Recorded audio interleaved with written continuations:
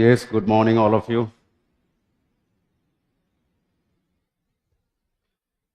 पिछली क्लास में हम लोगों ने उदारवादी राज्य सिद्धांत के बारे में पढ़ा था और अभी बात करने जा रहे हैं नौ उदारवादी राज्य सिद्धांत। संभवतः ये भी पढ़ लिया था, डिक्टेशन रह गया था, नहीं पढ़ लिया था कि बाकी है? हो गया था ना। हाँ, एक बार फटाफट फ्लैशबैक कर लेते हैं और फिर उसके बाद डिक्टेट करा देंगे, है ना।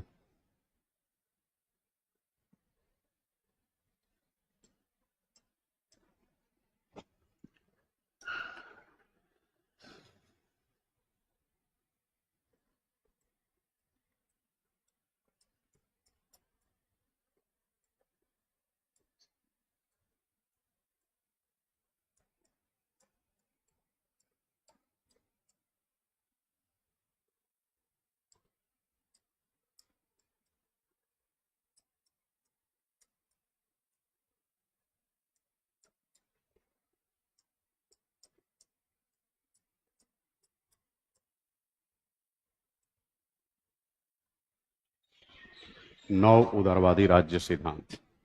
इस सिद्धांत से ताल्लुक रखने वाले जो विचारक हैं उन विचारकों में आप कह सकते हैं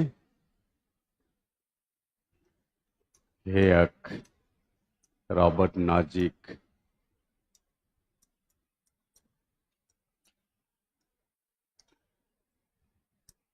जॉन रॉल्स,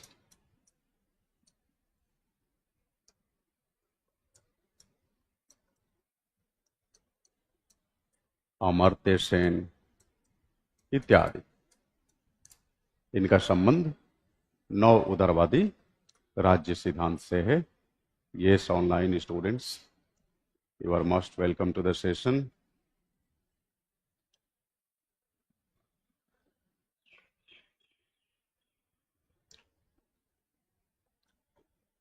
अब देखिए, बेसिकली ये जो नौ उदारवादी राज्य सिद्धांत आया, ये मूलतः 21वीं सदी का लोकप्रिय सिद्धांत है ना।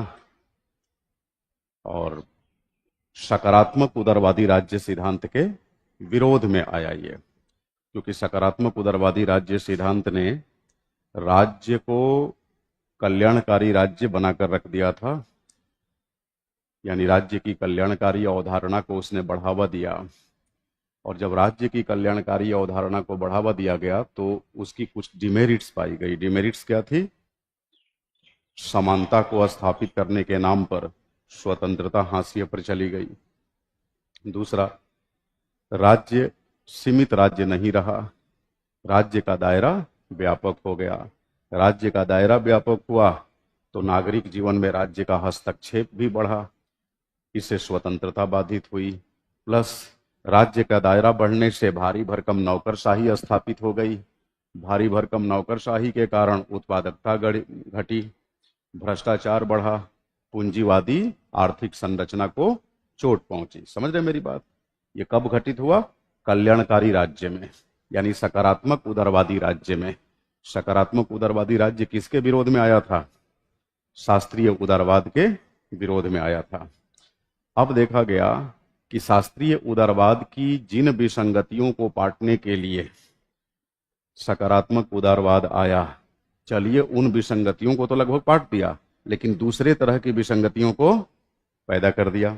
जैसे असमानता को मिटाने के लिए आया, तो नो डाउट समानता के मार्ग पे ये आगे बढ़ा। असमानता को मिटाया लेकिन स्वतंत्रता को चोटिल कर दिया। पूंजीवादी आर्थिक ढांचा मानो चौपट होने की कगार पे आ गया। तब क्या हुआ? तब यह महसूस किया गया कि नहीं, फिर से हमें शास्त्रीय उदारवाद की तरफ लौटना चाहिए। अब शास्त्रीय उदारवाद की तरफ लौटने का मतलब क्या हुआ? दौर तो बदल चुका है, वो पुराने दौर का है। चर्चा कब हो रही है? आधुनिक दौर में शास्त्रीय उदारवाद की तरफ लौटने की। तो आधुनिक दौर में जब शास्त्रीय उदारवाद को आप अपनाएंगे तो नए नाम से अपनाएंगे, इसी को बोला गया नौ उदारवाद। यानी नौ उदारवाद लगभग लगभग उन्हीं मान्यताओं की बात करता है जो मान्यताएं शास्त्रीय उदारवाद में लोकप्रिय थी। समझ रहे मेरी बात?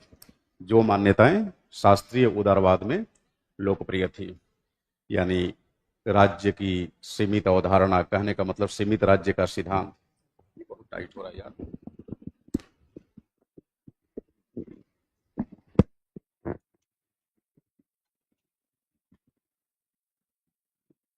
कॉलर वाला माइक नहीं है, ये तो बड़ा एनवाइंग है। ये इतना टाइट है ये।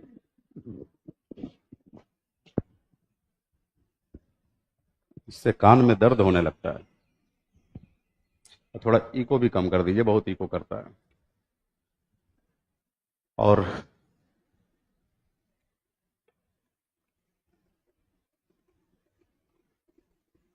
ये KGS यूजर अभिषेक, ठीक है, लेक्चर पे फोकस करिए। चैट पे जब मैं कुछ पूछूंगा तो आप लोग रिस्पॉन्ड करिएगा, ऐसे नहीं।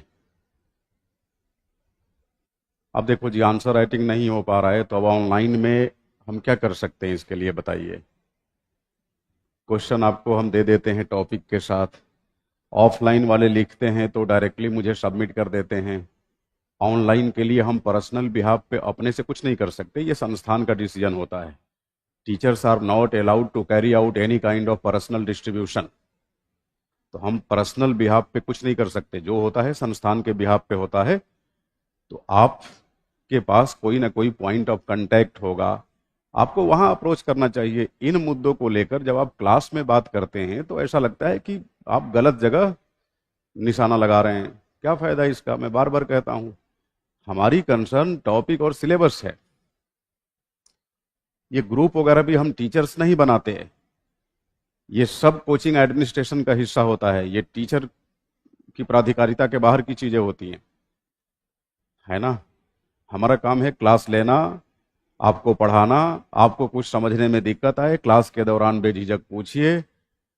अगर आप ऑफलाइन स्टूडेंट हैं तो डायरेक्टली मिल के अपनी बातें रख सकते हैं, वो भी पढ़ाई लिखाई की बातें, इधर उधर की बातें नहीं।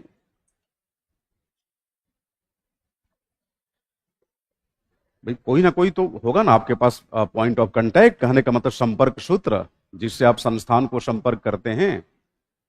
अब ये बात मैं कैसे बताऊंगा कि अपने बिहार पे बताऊंगा क्या मैं, कि ऑनलाइन चेक होगा कि नहीं होगा? आपने कभी मुझसे पूछा होगा तो मैं बताया होगा कि ये एक माध्यम हो सकता है। हमने कमिट नहीं किया होगा कि हम आपको कोई डोमेन प्रोवाइड करेंगे, आप ऑनलाइन आंसर लिख कर भेजिए, फिर हम करेक्ट करके आपको लौटाएंगे। पर्सनल बिहाफ पे who am I to take decision? I am just a teacher at this institute. आप इधर उधर की बातें पूछते रहते हैं आके क्लास में, कुछ मालूम नहीं होता कहाँ क्या पूछना चाहिए। भाई जब आपने एडमिशन लिया होगा तो कोई ना कोई तो नंबर होगा ना तुम्हारे पास, जिससे संपर्क कर सकते हो, बातें कर सकते हो। मतलब मन में जो आए, जहां आए वही बोल देते हैं। इतनी तो मैच्योरिटी होनी चाहिए। हम टॉपिक पे बात कर रहे हैं, आप बोल रहे हैं ऑनलाइन कहाँ चेक होगा, कैसे जमा होगा। ये कोचिंग एडमिनिस्ट्रेशन से आपको संपर्क करना होता है ना इस मुद्दे पर। क्वेश्चन तो दे दीजिए, दिया नहीं है क्वेश्चन आपको? दूसरी यूनिट चल रही है, दूसरी यूनिट के सारे क्वेश्चन दिया हो कि नहीं आपको? एग्जाम टीचर कंडक्ट कराता है कि कोचिंग एडमिनिस्ट्रेशन कंडक्ट कराता है? बेकार की बातें। जो बातें मुझसे करनी चाहिए वो नहीं करेंगे, सब इधर उधर की बातें कर डालेंगे। बंद करो यार चैट, ये सब, ये पूरे दिमाग की दही कर देते हैं ये कुछ बच्चे। इनका मकसद ही पढ़ना नहीं होता। अब मेरे साथ दिक्कत ये है कि मैं थोड़ी सी सीरियस टीचिंग को पसंद करता हूं, ये आलतू फालतू चीजें मुझे पसंद नहीं है। मेरा मानना है कि जब तक आपकी ऊर्जा अलाउ कर रही है, मैं कभी अपने आप को क्लास की समय सीमा में भी नहीं बांधता। अगर लगता है कि 2 घंटे से कम में ही हम पढ़ के पढ़ा के थक गए, तो मैं ये लिंगर ऑन नहीं करता कि चलो टाइम काटना है, बस 2 घंटे पूरे करने। नहीं, हो सकता है 1.5 घंटे में भी क्लास छोड़ दूं मैं। तो ये खाना पूर्ति और इधर उधर की चीजों में मुझे यकीन नहीं है। ध्यान से पढ़िए और समझिए इसको। और सारी चीजें, ये इंडिविजुअल टीचर का काम नहीं होता। अगर मैं पर्सनल बिहाफ पे आपको एंटरटेन करूं तो मेरे ऊपर सवाल उठेगा कि आप कोचिंग लाइन को क्रॉस ओवर करके सेल्फ, मतलब स्वयं के स्तर से क्यों कोई काम कर रहे हैं। इतनी बात आपको समझ में नहीं आती। ये मुझे मतलब पब्लिक फोरम पे बोलूंगा तो समझ में आएगी, ये बोलने वाली चीज है। अरे कुछ तो मैच्योरिटी होनी चाहिए। हाँ ये भी सत्य है, आपने कभी पूछा होगा कि सर क्वेश्चन आंसर का क्या होगा, तो मैं आपको तरीका बताया होगा कि यही माध्यम हो सकता है। बट फाइनली कौन सा माध्यम होगा, कैसे होगा, ये कोई टीचर कैसे बता सकता है, बताओ? जितनी ऊर्जा आप क्लास के दौरान ये सब पूछने में लगाते हैं, क्लास का बेशकीमती समय खा जाते हैं इस चक्कर में, ये बातें क्लास से थोड़ा पहले या क्लास के जस्ट बाद एक बार ऑफिस में कॉल कर लेते, जो हेल्पलाइन नंबर है उस पर कॉल कर लेते, वहां पता चल जाती है। अब कहेंगे हमारी बात आप ही रख देते। हम कोचिंग में उतनी ही बात रखते हैं जितना हमसे पूछा जाता है, उतना ही करते हैं जितना हमसे कहा जाता है। सर इतने से इतने बजे क्लास है, डन। इतने से इतने बजे छुट्टी है, नो प्रॉब्लम। बस इतने से मतलब होता है मेरा। अब आ जाइए, जिससे मतलब होता है वो आपके सामने है, फिर से समझिए। हम आपको यही बता रहे थे कि 9 उदारवादी राज्य सिद्धांत बेसिकली सकारात्मक उदारवादी राज्य सिद्धांत के विरोध में आया। क्यों सकारात्मक उदारवादी राज्य सिद्धांत के विरोध में आया? क्योंकि सकारात्मक उदारवादी राज्य सिद्धांत के अंदर शास्त्रीय उदारवाद से जो विसंगतियां उत्पन्न हुई थी, कौन सी विसंगतियां उत्पन्न हुई थी? हाँ, असमानता का बढ़ जाना, आर्थिक विषमता का बढ़ जाना, है ना। बाजार व्यवस्था में जो पिछड़ गए उन पर कोई ध्यान न दिया जाना, क्योंकि राज्य सीमित भूमिका का अनुसरण करने लगा था, सीमित राज्य बन चुका था। इन्हीं विसंगतियों को दूर करने के लिए सकारात्मक उदारवाद आया, जिसे कल्याणकारी उदारवाद भी कहते हैं, है ना। उसने लोक कल्याणकारी कार्यों को बढ़ावा देने की नसीहत दी, किसको? राज्य को। और कहा कि तुम केवल सीमित राज्य बने रहते हुए अपने दायित्वों से मुंह नहीं मोड़ सकते, तुम्हें कल्याणकारी काम करना होगा, अन्यथा आर्थिक विषमता को पाटा नहीं जा सकता। आर्थिक विषमता नहीं पाट पाएंगे। और इस विचारधारा का सबसे बड़ा पोषक कौन रहा? टीएच ग्रीन, कल्याणकारी उदारवाद का। टीएच ग्रीन कहता है कि राज्य को कल्याणकारी कार्य करने चाहिए, आर्थिक विषमता को पाटने की कोशिश करनी चाहिए, वगैरह वगैरह। राज्य उसी दिशा में आगे बढ़ चला।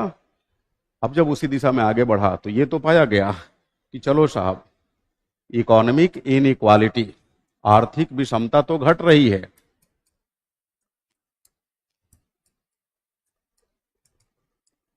आर्थिक विषमता घटने लगी, लेकिन इसी के साथ एक और समस्या पाई गई। क्या? स्वतंत्रता भी घट रही है। क्यों? क्योंकि राज्य का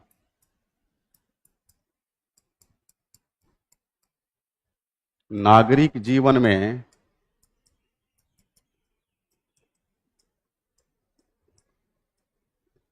हस्तक्षेप बढ़ने लगा।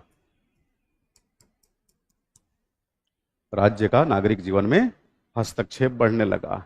और जब राज्य का नागरिक जीवन में हस्तक्षेप बढ़ेगा तो किस रूप में बढ़ेगा?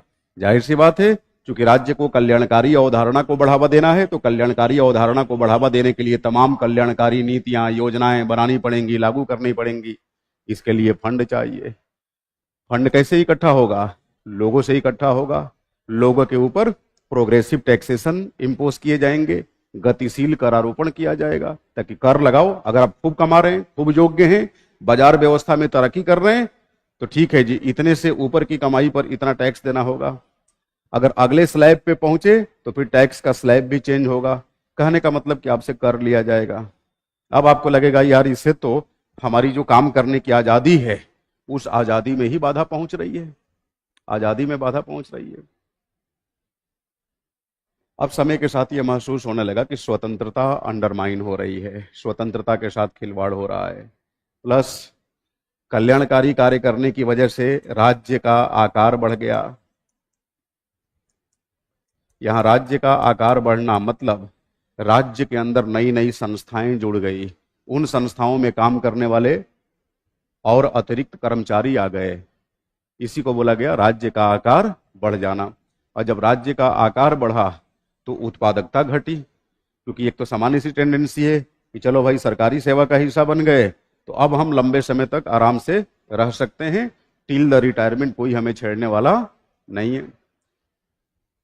आमतौर पे सरकारी काम को हिला हवाली से भरे हुए काम की संज्ञा दी जाती है, यहां पर थोड़ी लापरवाही घर कर ही जाती है, कितनी भी शक्ति बरती जाए। तो उत्पादकता घटी। साथ में जिस तरीके से पब्लिक डोमेन में करप्शन होता है या करप्शन की संभावना अधिक होती है, यहां भी करप्शन की संभावना बढ़ी। भाई भतीजावाद बढ़ा, जिसको हम नेपोटिज्म कहते हैं, और भी other kinds of corruption related activities बढ़ी। अब मिला जुलाकर आप कह सकते हैं कि जो फाइनल रिपरकशन हुआ वो ये था कि पूंजीवादी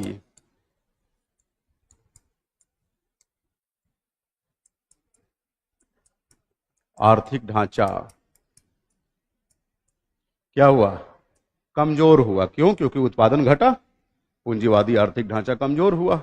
अब उदारवाद के भीतर पूंजीवादी आर्थिक ढांचा कमजोर होने लगे, इससे बड़ी चिंता का विषय क्या हो सकता है? और ये कमजोर क्यों होने लगा? कल्याणकारी उदारवाद की वजह से, सकारात्मक उदारवाद की वजह से। नतीजा क्या हुआ? अब सकारात्मक उदारवाद की कमियों को पाटने के लिए नई व्यवस्था की तरफ उदारवाद चल पड़ा, और नई व्यवस्था में इसने महसूस किया कि हमें वापस कहां चलना चाहिए? शास्त्रीय उदारवाद की तरफ। लेकिन दौर बदल चुका था, दौर आ गया 21वीं सदी का, 20वीं सदी का उत्तरार्ध। तो नए दौर में आप कह लीजिए कि लगभग शास्त्रीय उदारवाद की पुनरावृत्ति की गई। किस नाम से? नव उदारवाद के नाम से, नव उदारवाद के नाम से। और फिर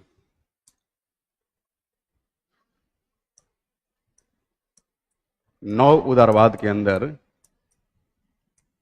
दो लोकप्रिय धाराओं की बात की गई, जिसकी हम लोग कल चर्चा किए थे, अगर आपको याद आ रहा होगा तो। स्वेच्छाचारी तंत्रवाद तथा समतावाद। स्वेच्छाचारी तंत्रवाद तथा समतावाद। स्वेच्छाचारी तंत्रवाद में क्या हुआ? स्वेच्छाचारी तंत्रवाद में थोड़े मोड़े बदलाव के साथ समझ लीजिए शास्त्रीय उदारवाद की पुनरावृत्ति हुई। इसके अंदर क्या कंसेप्ट आया? सीमित किंतु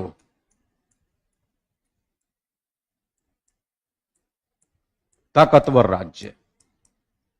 अच्छा, शास्त्रीय उदारवाद में क्या था? सीमित राज्य का सिद्धांत। वहां तक सीमित के साथ ताकतवर राज्य की संकल्पना नहीं जुड़ी थी, यहां पर जुड़ गई, सीमित किंतु ताकतवर राज्य। इसका मतलब यह हुआ कि शास्त्रीय उदारवाद की ही तरह, या शास्त्रीय उदारवादी राज्य की ही तरह, नव उदारवाद में भी, कौन सा नव उदारवाद? स्वेच्छाचारी तंत्रवादी नव उदारवाद। शास्त्रीय उदारवाद की ही तरह राज्य सीमित होगा, राज्य की भूमिका सीमित होगी, लेकिन ध्यान रखिएगा, राज्य अपनी सीमित भूमिका के अंदर, अपने सीमित दायरे के अंदर, अपने सीमित परिक्षेत्र के अंदर बेहद ताकतवर होगा। क्यों बेहद ताकतवर होगा? इसलिए कि बाजार व्यवस्था में जो लोग किसी कारणवश पीछे छूट जाएं, राज्य उन्हें मदद प्रदान कर सके।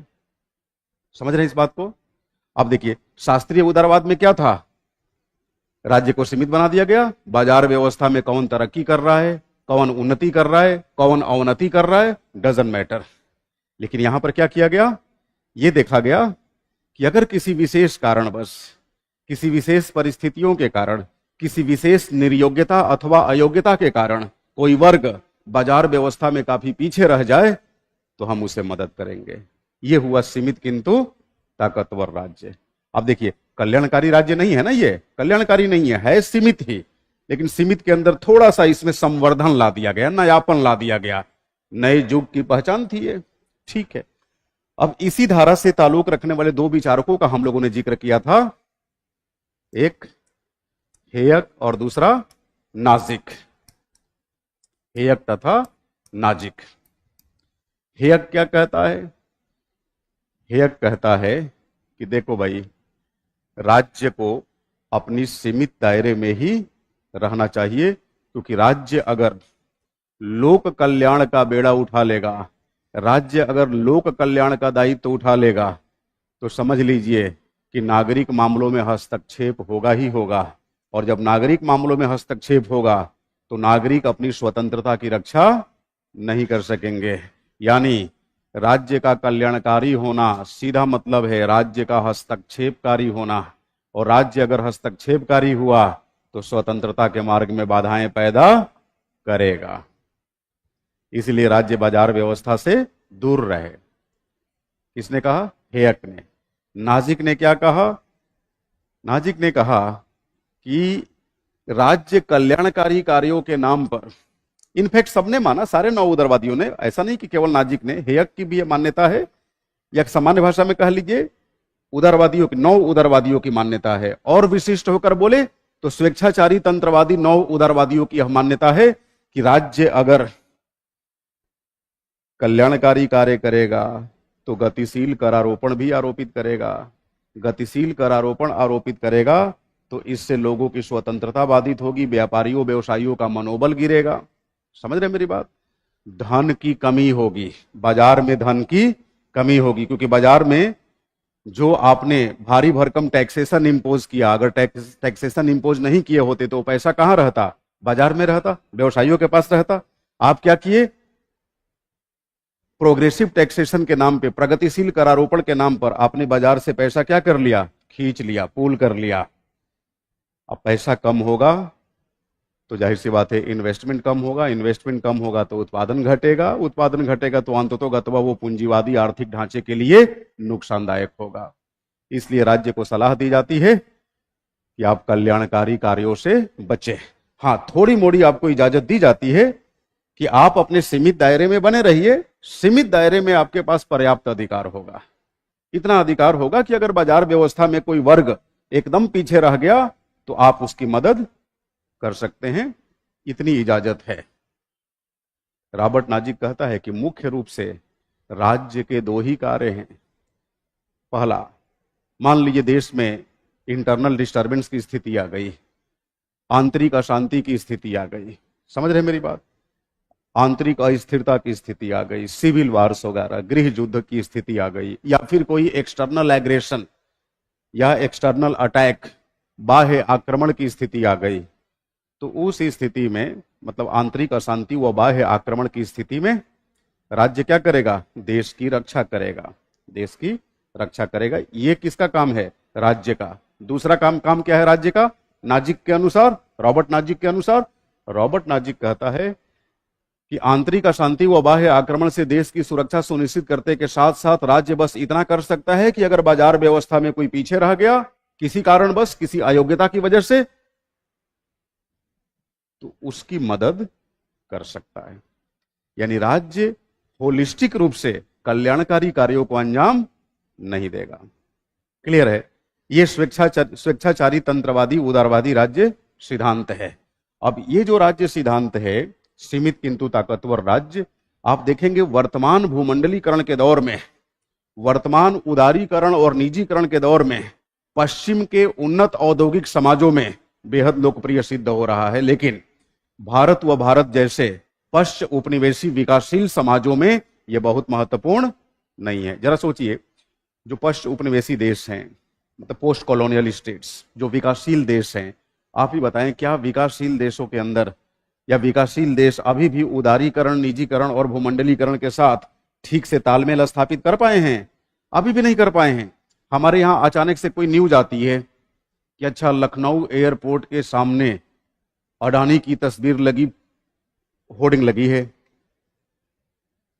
फिर हल्ला उड़ेगा कि अरे भारत सरकार ने एयरपोर्ट बेच दिया, पूंजीपतियों को बेचना शुरू किया। अब इसको हम बड़े निगेटिव रूप में लेते हैं।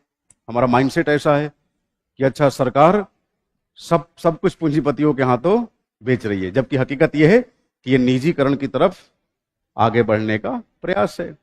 बट हम निजीकरण को लेकर, उदारीकरण को लेकर, भूमंडलीकरण को लेकर उतनी सकारात्मक सोच नहीं रखते। क्यों? क्योंकि ये विकासशील देशों के इकोसिस्टम में ही ऐसा है ना। तो ये नौ उदारवाद के अंदर मैं कुछ नया नहीं पढ़ा रहा हूं, कल आपको ये पढ़ा चुका हूं, बस रिवीजन करवा रहा हूं ताकि इसके बाद आपको लिखवा सकूं। अब देखिए, जो दूसरी धारा आई समतावाद, आप कह सकते हैं कि समतावादी धारा नौ उदारवाद की सबसे संतुलित धारा है। क्यों संतुलित है? क्योंकि इसके अंदर जहां एक तरफ स्वतंत्रता का सम्मान रखा गया, वहीं दूसरी तरफ समानता का, दोनों के बीच आप कह सकते हैं संतुलन कायम करने की कोशिश की गई। संतुलन।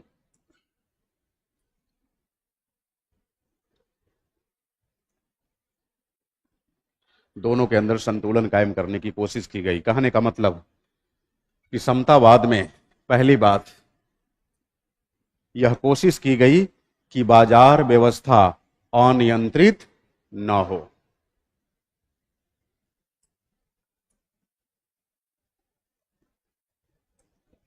यानी नियंत्रित बाजार व्यवस्था की वकालत की गई।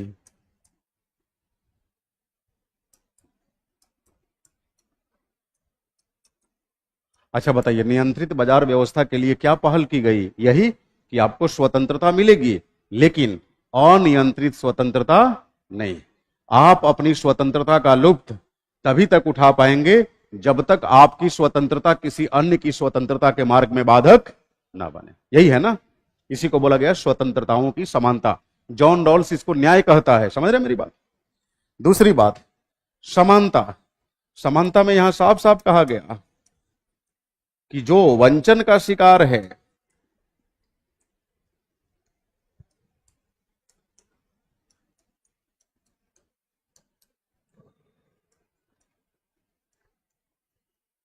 राज्य उसके पक्ष में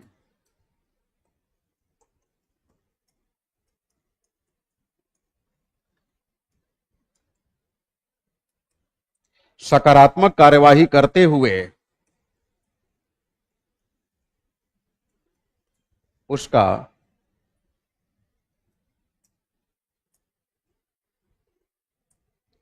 उत्थान सुनिश्चित करेगा।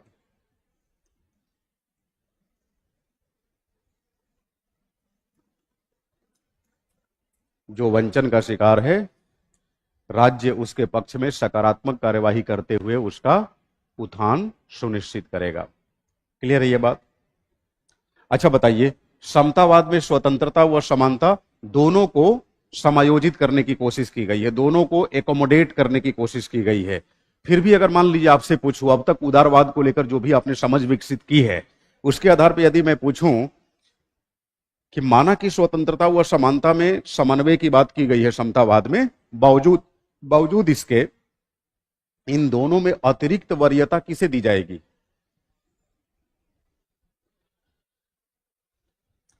ये मत भूलिएगा कि समतावाद भी नव उदारवाद का चेहरा है, और नव उदारवाद उदारवाद ही है, कुछ और नहीं है। और उदारवाद जब तक रहेगा हमेशा स्वतंत्रता को वरीयता दी जाएगी। ध्यान देंगे ये बात। समझ रहे मेरी बात? तो माना कि समन्वय कायम करने की कोशिश की गई, लेकिन इस समन्वय के माध्यम से जब सभी लेवल प्लेइंग फील्ड में आ जाएंगे तो फिर अंततोगत्वा किस राह पे चला जाएगा? स्वतंत्रता की राह पे, स्वतंत्रता की राह पे, है ना?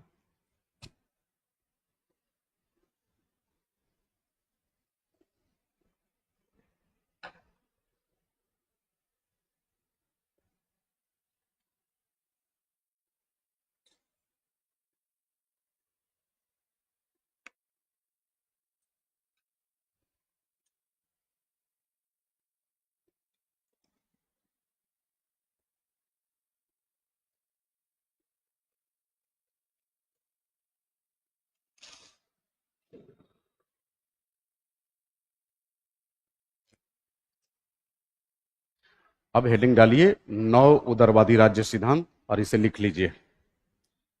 अब तो समझ गए हैं, कहीं कोई कंफ्यूजन नहीं?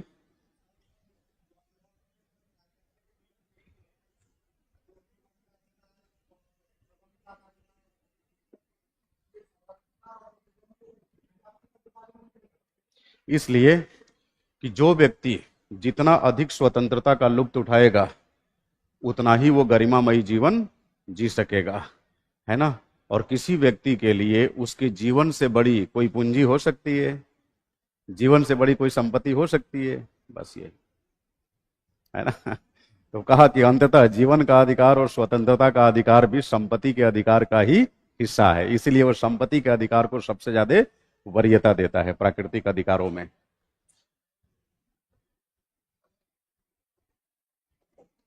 Yes, take down please.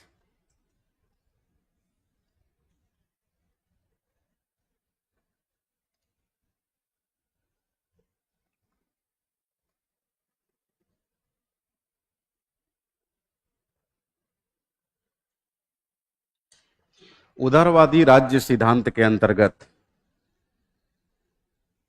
उदारवादी राज्य सिद्धांत के अंतर्गत, उदारवादी राज्य सिद्धांत के अंतर्गत सामान्यतः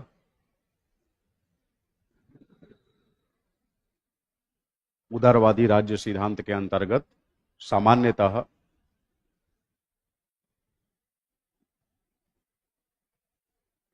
तीन धाराओं की बात की जाती है। तीन धाराओं, स्ट्रीम्स, तीन धाराओं की बात की जाती है।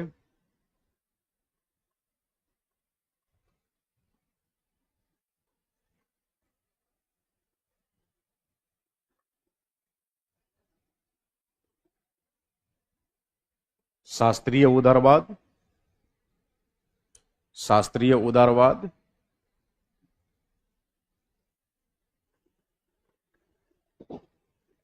सकारात्मक अथवा कल्याणकारी उदारवाद। अच्छा, आपको मालूम है ना शास्त्रीय उदारवाद को ही नकारात्मक उदारवाद कहते हैं। हाँ, सकारात्मक अथवा कल्याणकारी उदारवाद,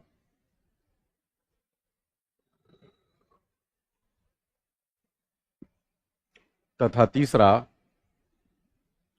नव उदारवाद।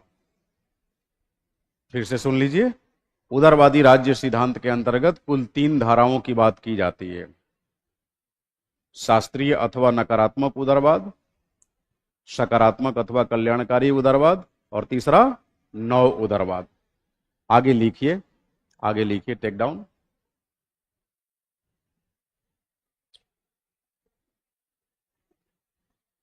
शास्त्रीय उदारवाद की, शास्त्रीय उदारवाद की विसंगतियों को पाटने के उद्देश्य से, शास्त्रीय उदारवाद की विसंगतियों को पाटने के उद्देश्य से टीएच ग्रीन के नेतृत्व में, शास्त्रीय उदारवाद की विसंगतियों को पाटने के उद्देश्य से टीएच ग्रीन के नेतृत्व में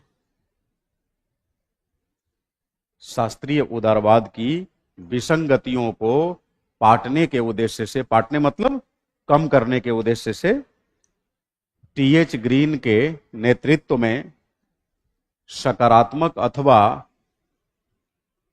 कल्याणकारी राज्य सिद्धांत का प्रादुर्भाव हुआ।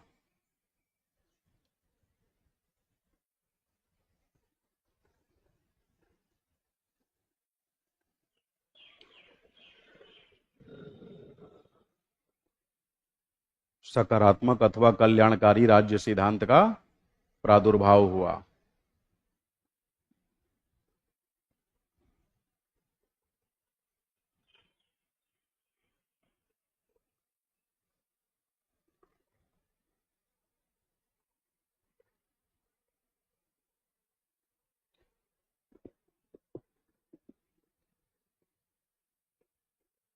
कल्याणकारी राज्य सिद्धांत में,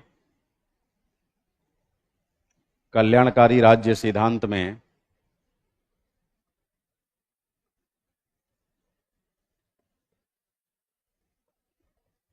राज्य की सीमित अवधारणा से बाहर निकलते हुए, राज्य की सीमित अवधारणा से बाहर निकलते हुए, राज्य की सीमित अवधारणा से बाहर निकलते हुए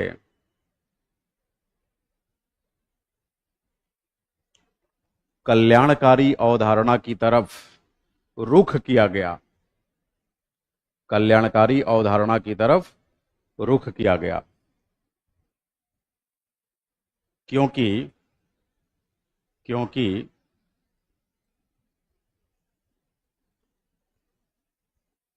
यहां राज्य का मकसद, यहां राज्य का मकसद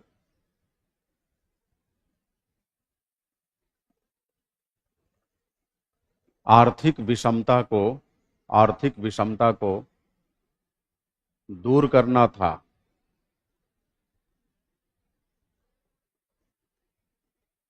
आर्थिक विषमता को दूर करना था। इसके लिए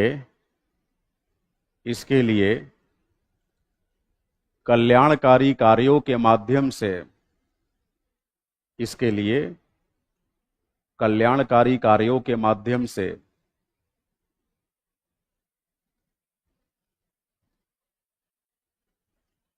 वंचितों की वंचना को दूर करने के लिए,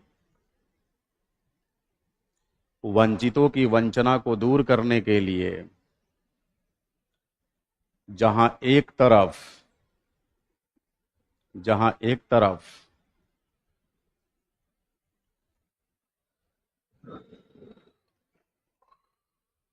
जहां एक तरफ राज्य के दायरे का विस्तार किया गया, जहां एक तरफ राज्य के दायरे का विस्तार किया गया,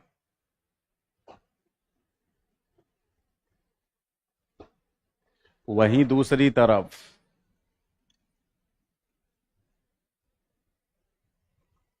बाजार व्यवस्था में हस्तक्षेप करते हुए, वहीं दूसरी तरफ बाजार व्यवस्था में हस्तक्षेप करते हुए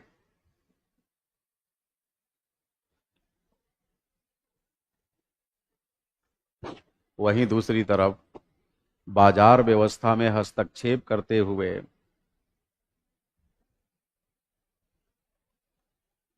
प्रगतिशील करारोपण को बढ़ावा दिया गया, प्रगतिशील करारोपण को बढ़ावा दिया गया,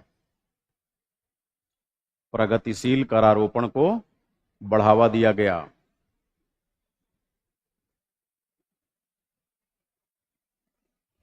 प्रगतिशील करारोपण को बढ़ावा दिया गया।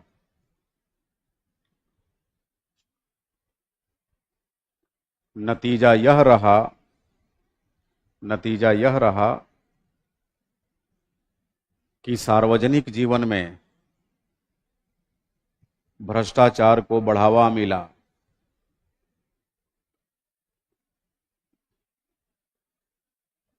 सार्वजनिक जीवन में भ्रष्टाचार को बढ़ावा मिला। वैयक्तिक स्वतंत्रता संकुचित हुई, वैयक्तिक स्वतंत्रता, इंडिविजुअल लिबर्टी, वैयक्तिक स्वतंत्रता संकुचित हुई।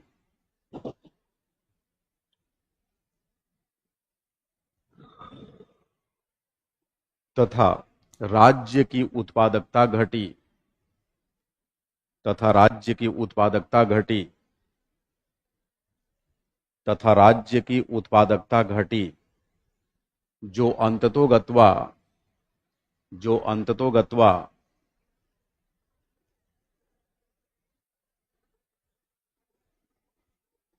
पूंजीवादी आर्थिक ढांचे को, पूंजीवादी आर्थिक ढांचे को कमजोर कर रही थी या कमजोर करने वाली थी, जो अंततोगत्वा पूंजीवादी आर्थिक ढांचे को कमजोर करने वाली थी। यही कारण रहा, यही कारण रहा, यही कारण रहा कि उदारवादियों ने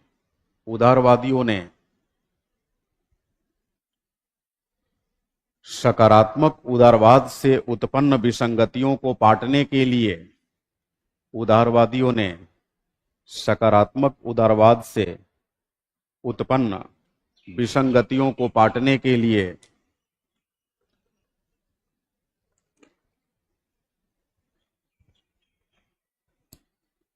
बीसवीं सदी के उत्तरार्ध अथवा 20वीं सदी के उत्तरार्ध अथवा 21वीं सदी में, 21वीं सदी में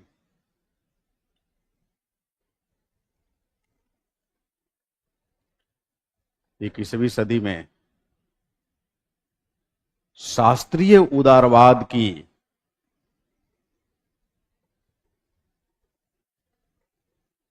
शास्त्रीय उदारवाद की मान्यताओं के साथ वापस लौटने का निर्णय लिया, शास्त्रीय उदारवाद की मान्यताओं के साथ वापस लौटने का निर्णय लिया,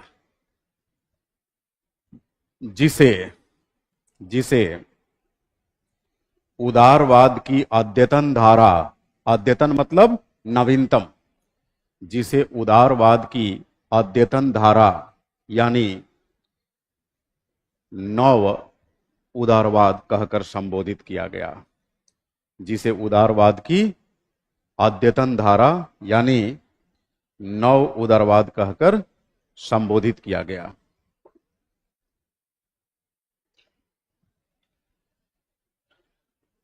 आगे लिखिए, नव उदारवादी राज्य या नव उदारवादी राज्य सिद्धांत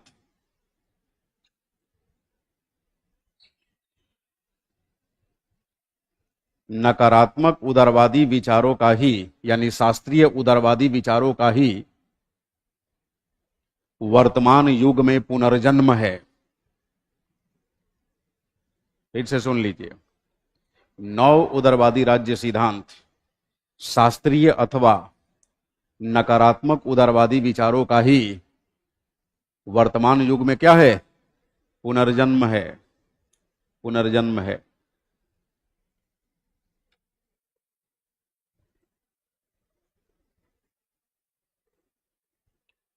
अगला वाक्य लिखिए, नव उदारवादी राज्य,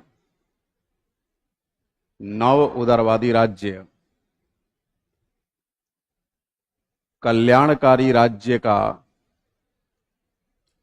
नव उदारवादी राज्य कल्याणकारी राज्य का घोर विरोध करता है।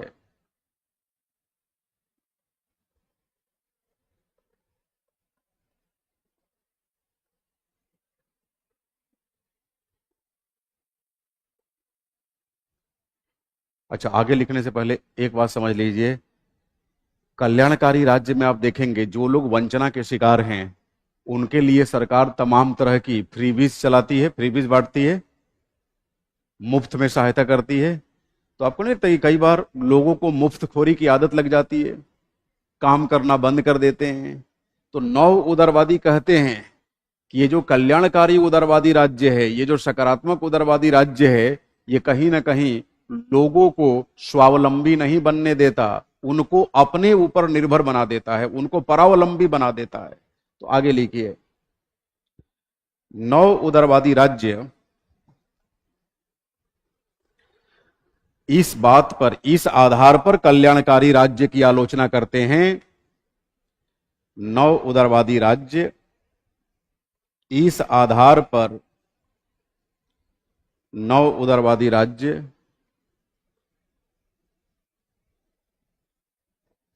या नव उदारवादी राज्य सिद्धांत इस आधार पर कल्याणकारी राज्य सिद्धांत की आलोचना करता है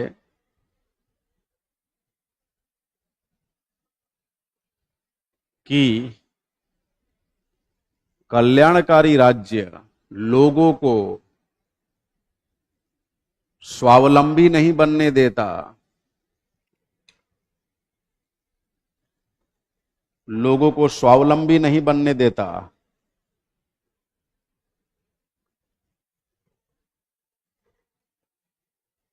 मुफ्तखोरी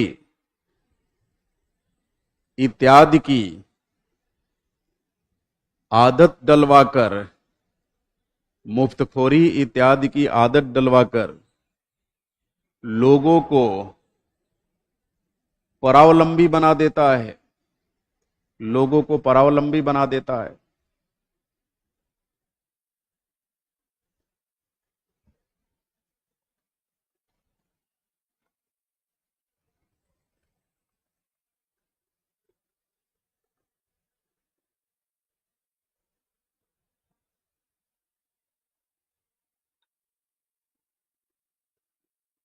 नव उदारवादियों के अनुसार, चूंकि नव उदारवादियों के अनुसार चूंकि कल्याणकारी राज्य, नव उदारवादियों के अनुसार चूंकि कल्याणकारी राज्य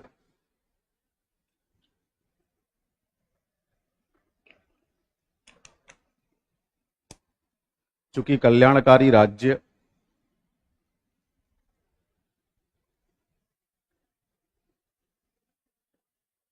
नौकरशाही को बढ़ावा देते हुए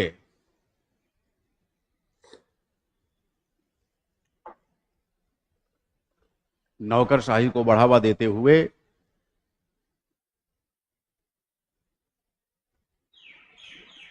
नागरिक जीवन में हस्तक्षेप पैदा करता है,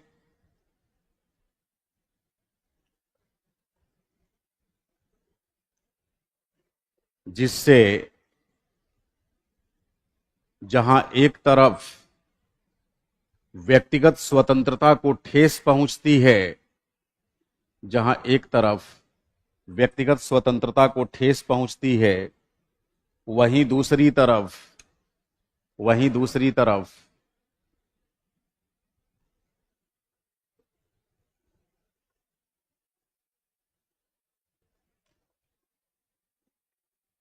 वहीं दूसरी तरफ उत्पादकता कम होती है।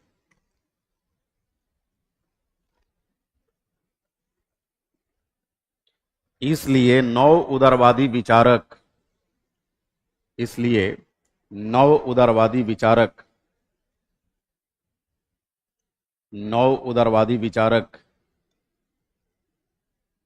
राज्य की वापसी का समर्थन करते हैं।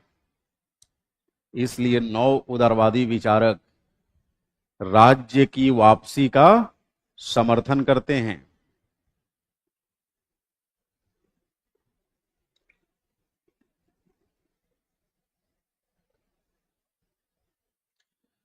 नव उदारवादी विचारक हेयक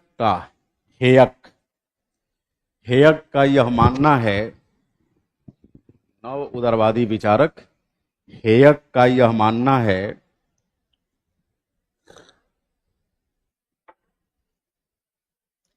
कि राज्य द्वारा नव उदारवादी विचारक हेयक का यह मानना है कि राज्य द्वारा अर्थव्यवस्था में अथवा बाजार व्यवस्था में नव उदारवादी विचारक हेयक का यह मानना है कि राज्य द्वारा अर्थव्यवस्था में अथवा बाजार व्यवस्था में हस्तक्षेप करने से व्यक्ति की स्वतंत्रता समाप्त हो जाती है। फिर से सुन लीजिए, नव उदारवादी विचारक हेयक का यह मानना है कि राज्य द्वारा अर्थव्यवस्था में अथवा बाजार व्यवस्था में हस्तक्षेप करने से क्या होता है? व्यक्ति की स्वतंत्रता समाप्त हो जाती है। वह परावलंबी होकर अंततः राज्य का गुलाम बन जाता है। वह परावलंबी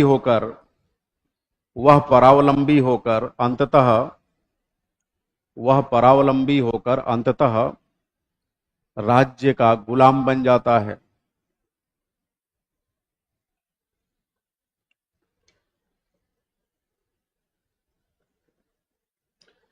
एक अन्य नव उदारवादी चिंतक, आगे लिखिए, एक अन्य नव उदारवादी चिंतक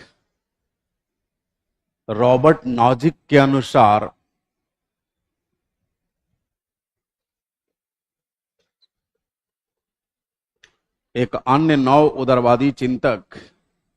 रॉबर्ट नॉजिक के अनुसार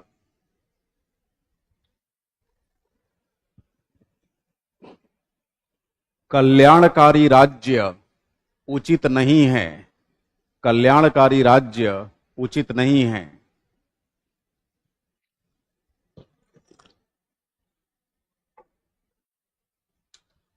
कल्याणकारी राज्य उचित नहीं है क्योंकि यह प्रगतिशील करारोपण पर आधारित होता है। क्योंकि यह प्रगतिशील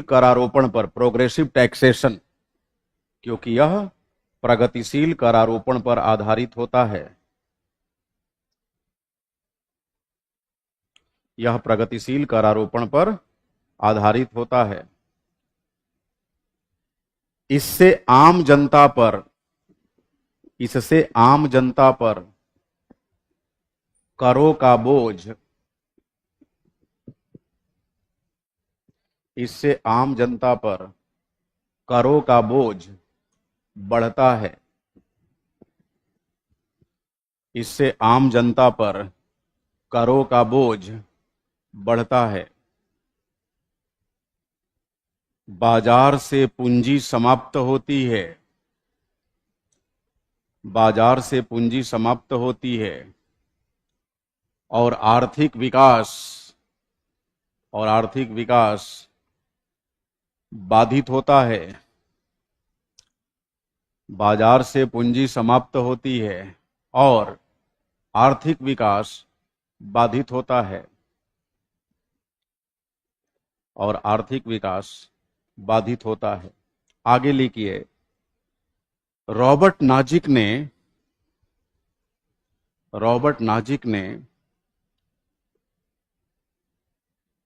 9 उदारवादी सिद्धांत का,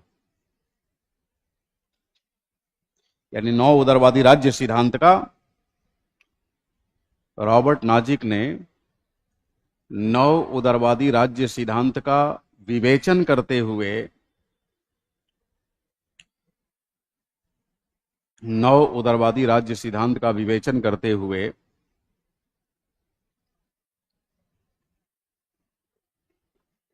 रात्रिकालीन प्रहरी राज्य, रात्रिकालीन प्रहरी राज्य अथवा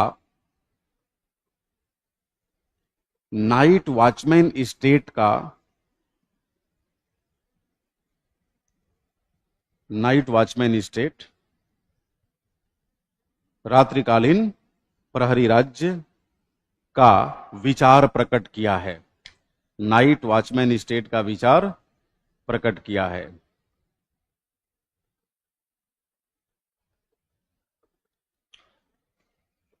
इस विचार के अनुसार नाजिक यह कहना चाहता है, इस विचार के अनुसार नाजिक यह कहना चाहता है, इस विचार के अनुसार नाजिक यह कहना चाहता है कि राज्य की भूमिका सीमित होनी चाहिए तथा राज्य की भूमिका सीमित होनी चाहिए तथा उसे कल्याणकारी कार्यों को अंजाम देने से बचना चाहिए। राज्य की भूमिका सीमित होनी चाहिए तथा उसे कल्याणकारी कार्यों को अंजाम देने से बचना चाहिए। यानी राज्य को कल्याणकारी कार्य नहीं करने चाहिए।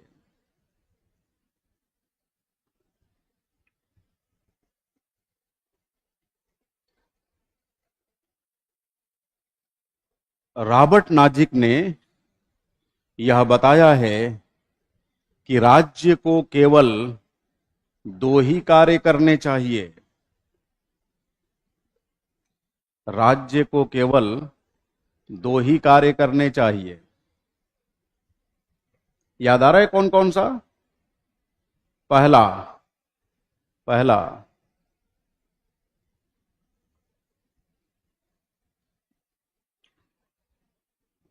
बाह्य आक्रमण अथवा आंतरिक अशांति की स्थिति में, बाह्य आक्रमण अथवा आंतरिक अशांति की स्थिति में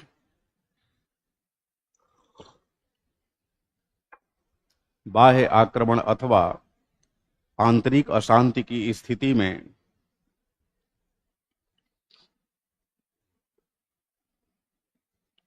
लोगों की सुरक्षा करना या राज्य की सुरक्षा करना।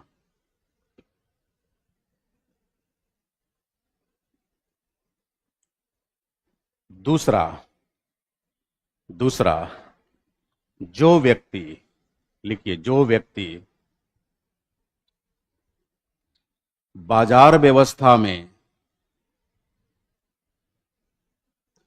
जो व्यक्ति बाजार व्यवस्था में किसी भी प्रकार से अपनी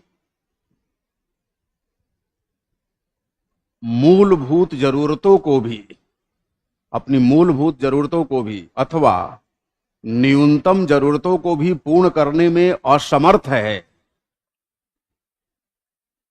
जो व्यक्ति बाजार व्यवस्था में किसी भी प्रकार से अपनी मूलभूत आवश्यकताओं अथवा न्यूनतम जरूरतों को भी पूर्ण करने में असमर्थ है, न्यूनतम जरूरतों को भी पूर्ण करने में असमर्थ है,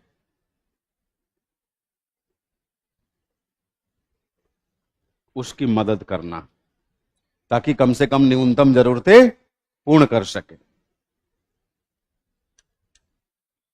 ठीक है, अब पैराग्राफ चेंज करेंगे और चेंज करके लिखेंगे, रॉबर्ट नाजिक ने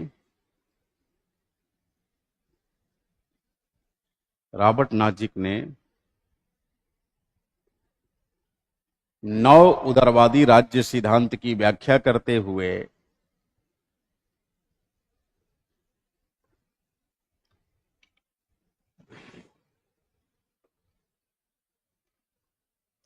न्यूनतम लेकिन मजबूत राज्य की वकालत की, सीमित किंतु ताकतवर राज्य की वकालत की, सीमित किंतु मजबूत राज्य की वकालत की।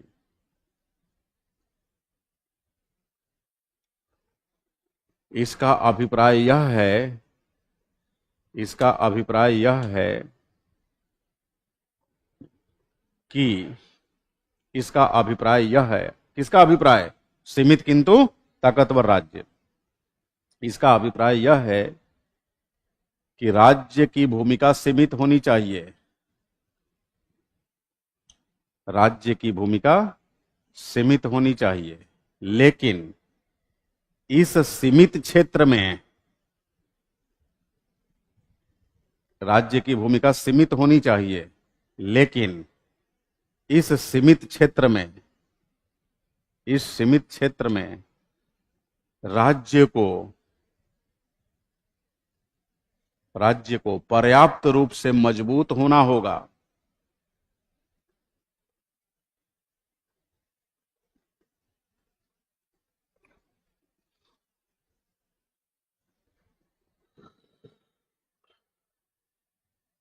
क्लियर है? अब पैराग्राफ चेंज करेंगे और लिखेंगे,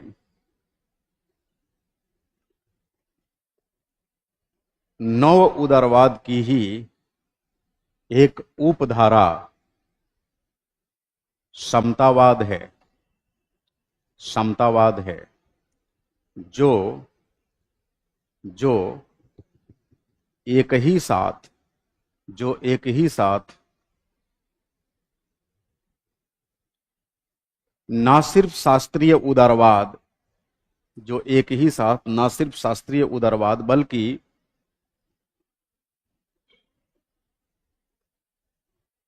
सकारात्मक उदारवाद दोनों की ही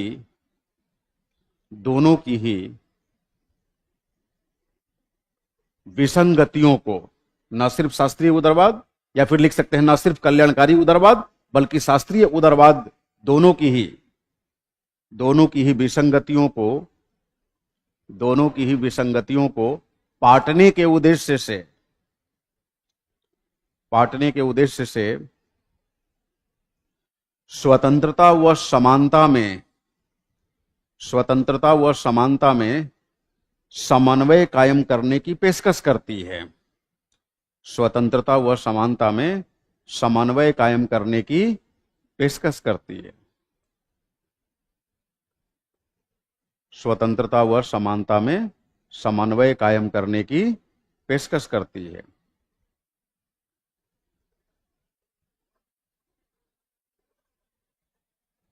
स्वतंत्रता व समानता में समन्वय कायम करने की पेशकश करती है।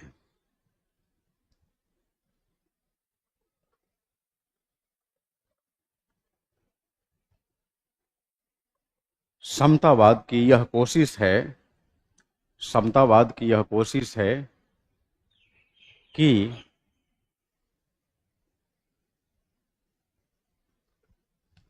जहां एक तरफ बाजार व्यवस्था को अनियंत्रित होने से रोका जाए, जहां एक तरफ बाजार व्यवस्था को अनियंत्रित होने से रोका जाए, वहीं दूसरी तरफ वहीं दूसरी तरफ वहीं दूसरी तरफ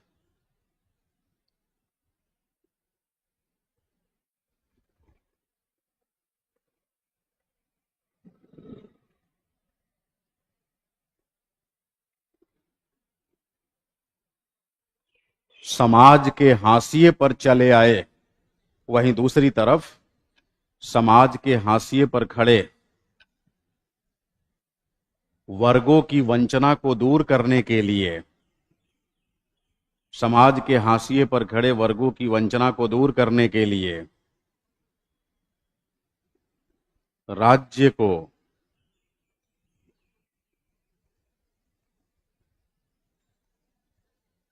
सकारात्मक कार्यवाहियां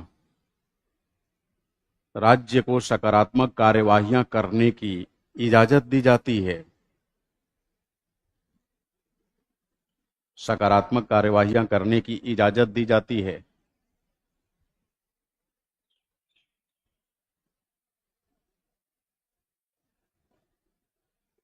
नोट नोट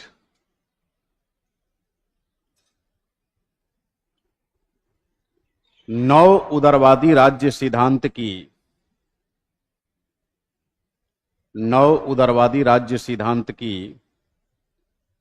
स्वेच्छाचारी तंत्रवादी धारा, ऊपर लिखा हुआ है देखिए, पहली स्वेच्छाचारी तंत्रवादी धारा पश्चिम के उन्नत पूंजीवादी समाजों में बेहद सफलतापूर्वक काम कर रही है, क्योंकि यह धारा भूमंडलीकरण की परिस्थितियों के अनुरूप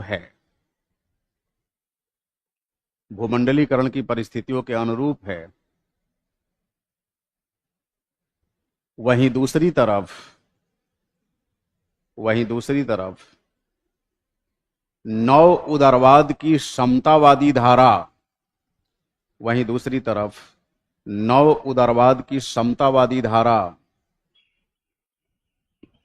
भारत तथा भारत जैसे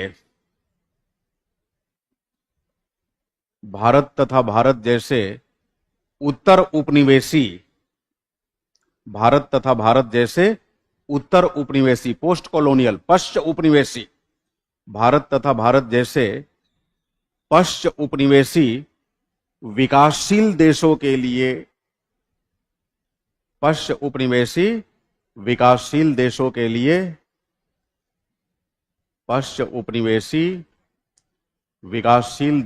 लिए कारगर सिद्ध हो रही है।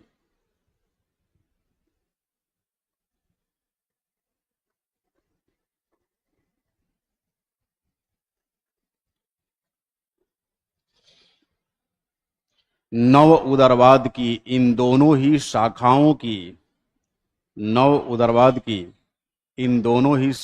की यही अहमियत है। नव उदारवाद की इन दोनों ही शाखाओं की यही अहमियत है। क्या अहमियत है समझ पाए? स्वेच्छाचारी तंत्रवाद पश्चिम के उन्नत समाजों के लिए महत्वपूर्ण है, समतावाद पश्च उपनिवेशी विकासशील समाजों में सफलतापूर्वक काम कर रहा है। बताइए, भारतीय संविधान में ही समानता व स्वतंत्रता में संतुलन कायम किया गया है कि नहीं किया गया है? नेक्स्ट नोट 2,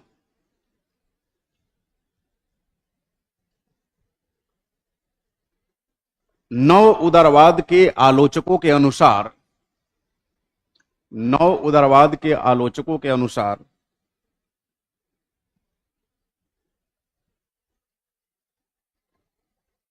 नव उदारवादी राज्य को अपनाने से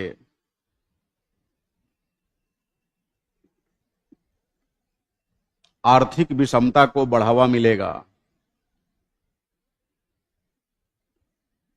आर्थिक विषमता को बढ़ावा मिलेगा तथा राज्य की कल्याणकारी अवधारणा कमजोर होगी, राज्य की कल्याणकारी अवधारणा कमजोर होगी।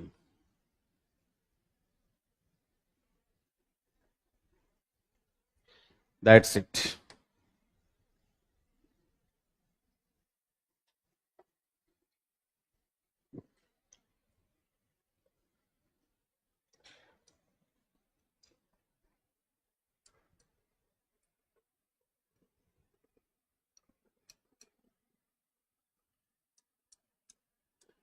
अब जरा चैट बॉक्स ओपन करिएगा।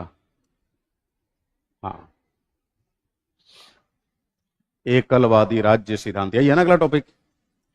बेसिकली टॉपिक तो बहुलवादी राज्य सिद्धांत है, लेकिन बहुलवादी राज्य सिद्धांत को समझने से पहले हम लोग क्या समझेंगे, एकलवादी राज्य सिद्धांत, क्योंकि एकलवादी राज्य सिद्धांत के विरोध में ही बहुलवादी राज्य सिद्धांत आया था।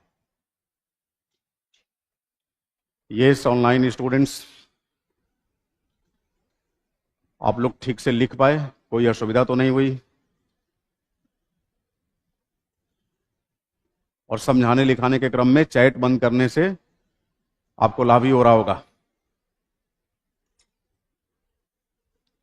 शायद करें सर अब ऑफलाइन आ रहे हैं हम, कोई भी लाइन आए, ऑफलाइन या ऑनलाइन, बस एक चीज ध्यान रखना होगा कि बड़ी ही ईमानदारी और निष्ठा के साथ पढ़ाई करनी होगी। अच्छा, कुछ लोगों को लग रहा होगा कि लिखवाई स्पीड में रहा हूं, धीरे धीरे आपकी स्पीड बढ़ जाएगी, सलाम। तो चिंता की कोई जरूरत नहीं है, ऑप्शनल में थोड़ा स्पीड में लिखना होता है। राजन कह रहे हैं सर हाथ दुखने लगा, बिल्कुल दुखेगा, लेकिन एक क्रम आएगा जब कितना भी लिखेंगे दर्द नहीं आएगा, है ना। चलिए एकलवादी राज्य सिद्धांत पे मूव करते हैं।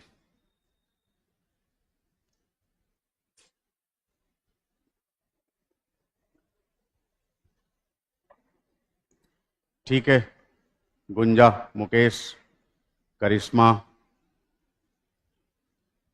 बढ़ जाएगी स्पीड, चैट ऑफ कर दीजिए। चलिए जरा एकलवादी राज्य सिद्धांत को हम लोग ठीक से समझते हैं, है ना।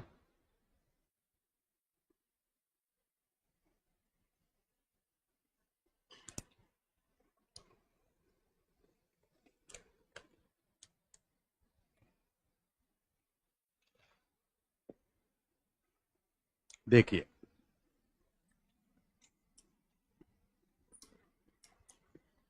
ये जो एकलवादी राज्य सिद्धांत है, इस सिद्धांत के जो समर्थक विचारक हैं उसमें थॉमस हॉब्स है, ग्रेनविल ऑस्टिन है, इन सारे विचारकों ने एकलवादी राज्य सिद्धांत की बात कही है। यहां एकलवाद का मतलब है कि माना कि राज्य अपनी तमाम संस्थाओं से मिलकर बनता है, लेकिन तमाम संस्थाओं से मिलकर बनने के बावजूद भी सर्वोच्च की भूमिका में राज्य ही होता है। यहां एकलवाद का मतलब एक सर्वोच्च की अवधारणा। देखिए, एकलवादी राज्य सिद्धांत का सामान्य मतलब है राज्य में केवल एक ही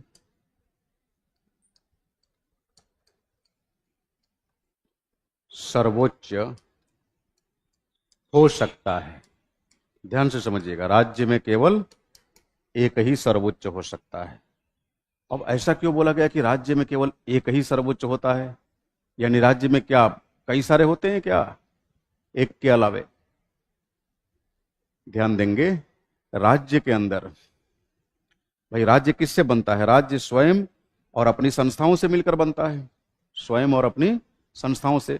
राज्य का मतलब आप बोलते हैं ना कि जैसे पुलिस, मिलिट्री, इंटेलिजेंस, कोर्ट्स, है ना, पार्लियामेंट, इन सब से मिलकर क्या बन गया? स्टेट, राज्य, है ना। तो राज्य का संबंध तो उसकी संस्थाओं से ही है। तो कहने का मतलब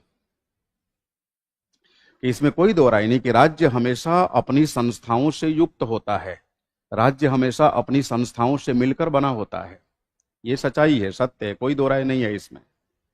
लेकिन राज्य की एकलवादी अवधारणा कहती है कि भले राज्य भिन्न भिन्न प्रकार की संस्थाओं से मिलकर बना होता है, राज्य की संस्थाएं भिन्न भिन्न दायित्वों का निर्वहन करती है, अच्छी बात है, लेकिन इन सब के बावजूद पूरे राज्य में केवल एक ही संप्रभु होगा, केवल एक ही वैधानिक रूप से सर्वोच्च होगा, और उसका नाम है स्वयं राज्य। बात समझ में आ रही है? अब जैसे मान लीजिए राज्य के अंदर विधायी कार्य, और विधायी कार्य करने वाली सबसे बड़ी संस्था, अब भारत में ही ले लीजिए, कौन सी संस्था है? भारतीय संसद, है ना। न्यायिक कार्य करने वाली सबसे बड़ी संस्था, सर्वोच्च न्यायालय। तो देख रहे हैं, राज्य अलग अलग संस्थाओं से मिलकर बना है, अलग अलग संस्थाएं अलग अलग क्षेत्रों में काम करती है, अलग अलग दायित्वों का निर्वहन करती है, लेकिन सर्वोच्च कौन है? राज्य। यह कहता है एकलवाद, यानी एकलवादी राज्य सिद्धांत का कहना है कि माना कि राज्य अपनी तमाम संस्थाओं से मिलकर बना है, बावजूद इसके सर्वोच्च अथवा संप्रभु की भूमिका में कौन होगा? राज्य होगा, ना कि उसकी संस्थाएं। क्लियर ये बात? तो बेंथम, हॉब्स, जस्टिन, इन सब ने इसकी वकालत की है। वहीं अगर दूसरी तरफ आइए, इसको पूरा कर लेते हैं कि राज्य में केवल एक ही सर्वोच्च हो सकता है, और वो है स्वयं राज्य। अब देखिए, इसी एकलवादी राज्य सिद्धांत के विरोध में, इसी के विरोध में दूसरी विचारधारा आई, है ना। ये बेसिकली हेराल्ड जे लास्की वगैरह, इन्होंने एकलवादी राज्य सिद्धांत का विरोध किया। जैसे मान लीजिए लास्की हो गया, ग्रेनविल ऑस्टिन, मैकाइवर, इन सब ने इसका विरोध किया, एकलवादी राज्य सिद्धांत का। और विरोध करते हुए इन्होंने किसकी वकालत कर डाली? बहुलवादी राज्य सिद्धांत, बहुलवादी राज्य सिद्धांत। इसको ध्यान से समझिएगा। एकलवादी राज्य सिद्धांत के विरोध में कौन सी अवधारणा आई? बहुलवादी राज्य सिद्धांत। बहुलवादी राज्य सिद्धांत के समर्थक विचारकों में कौन कौन से हैं? एक दो नाम बस याद रख लीजिएगा। लास्की,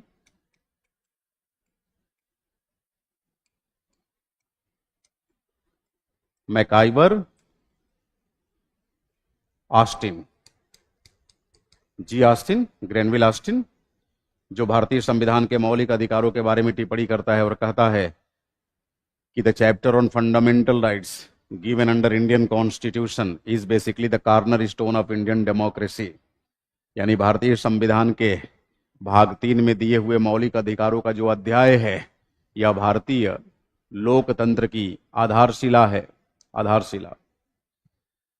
तो लास्की, मैकाइवर, ऑस्टिन, इन जैसे विचारकों ने एकलवादी राज्य सिद्धांत की खिलाफत की और किसकी चर्चा की? बहुलवादी राज्य सिद्धांत। क्लियर ये बात? अच्छा, एकलवादी राज्य सिद्धांत के समर्थक कौन थे? थॉमस हॉब्स,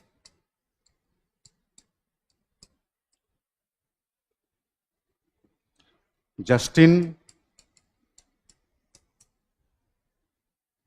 बेंथम इत्यादि। खैर, हॉब्स वगैरह ये मानते हैं कि माना कि राज्य अपनी तमाम संस्थाओं से मिलकर बना है, बावजूद इसके संस्थाओं की संप्रभुता अथवा सर्वोच्चता की अवधारणा को स्वीकार नहीं किया जाएगा, केवल एकल सर्वोच्च की अवधारणा को स्वीकार किया जाएगा। और यहां एकल सर्वोच्च कौन है? राज्य है।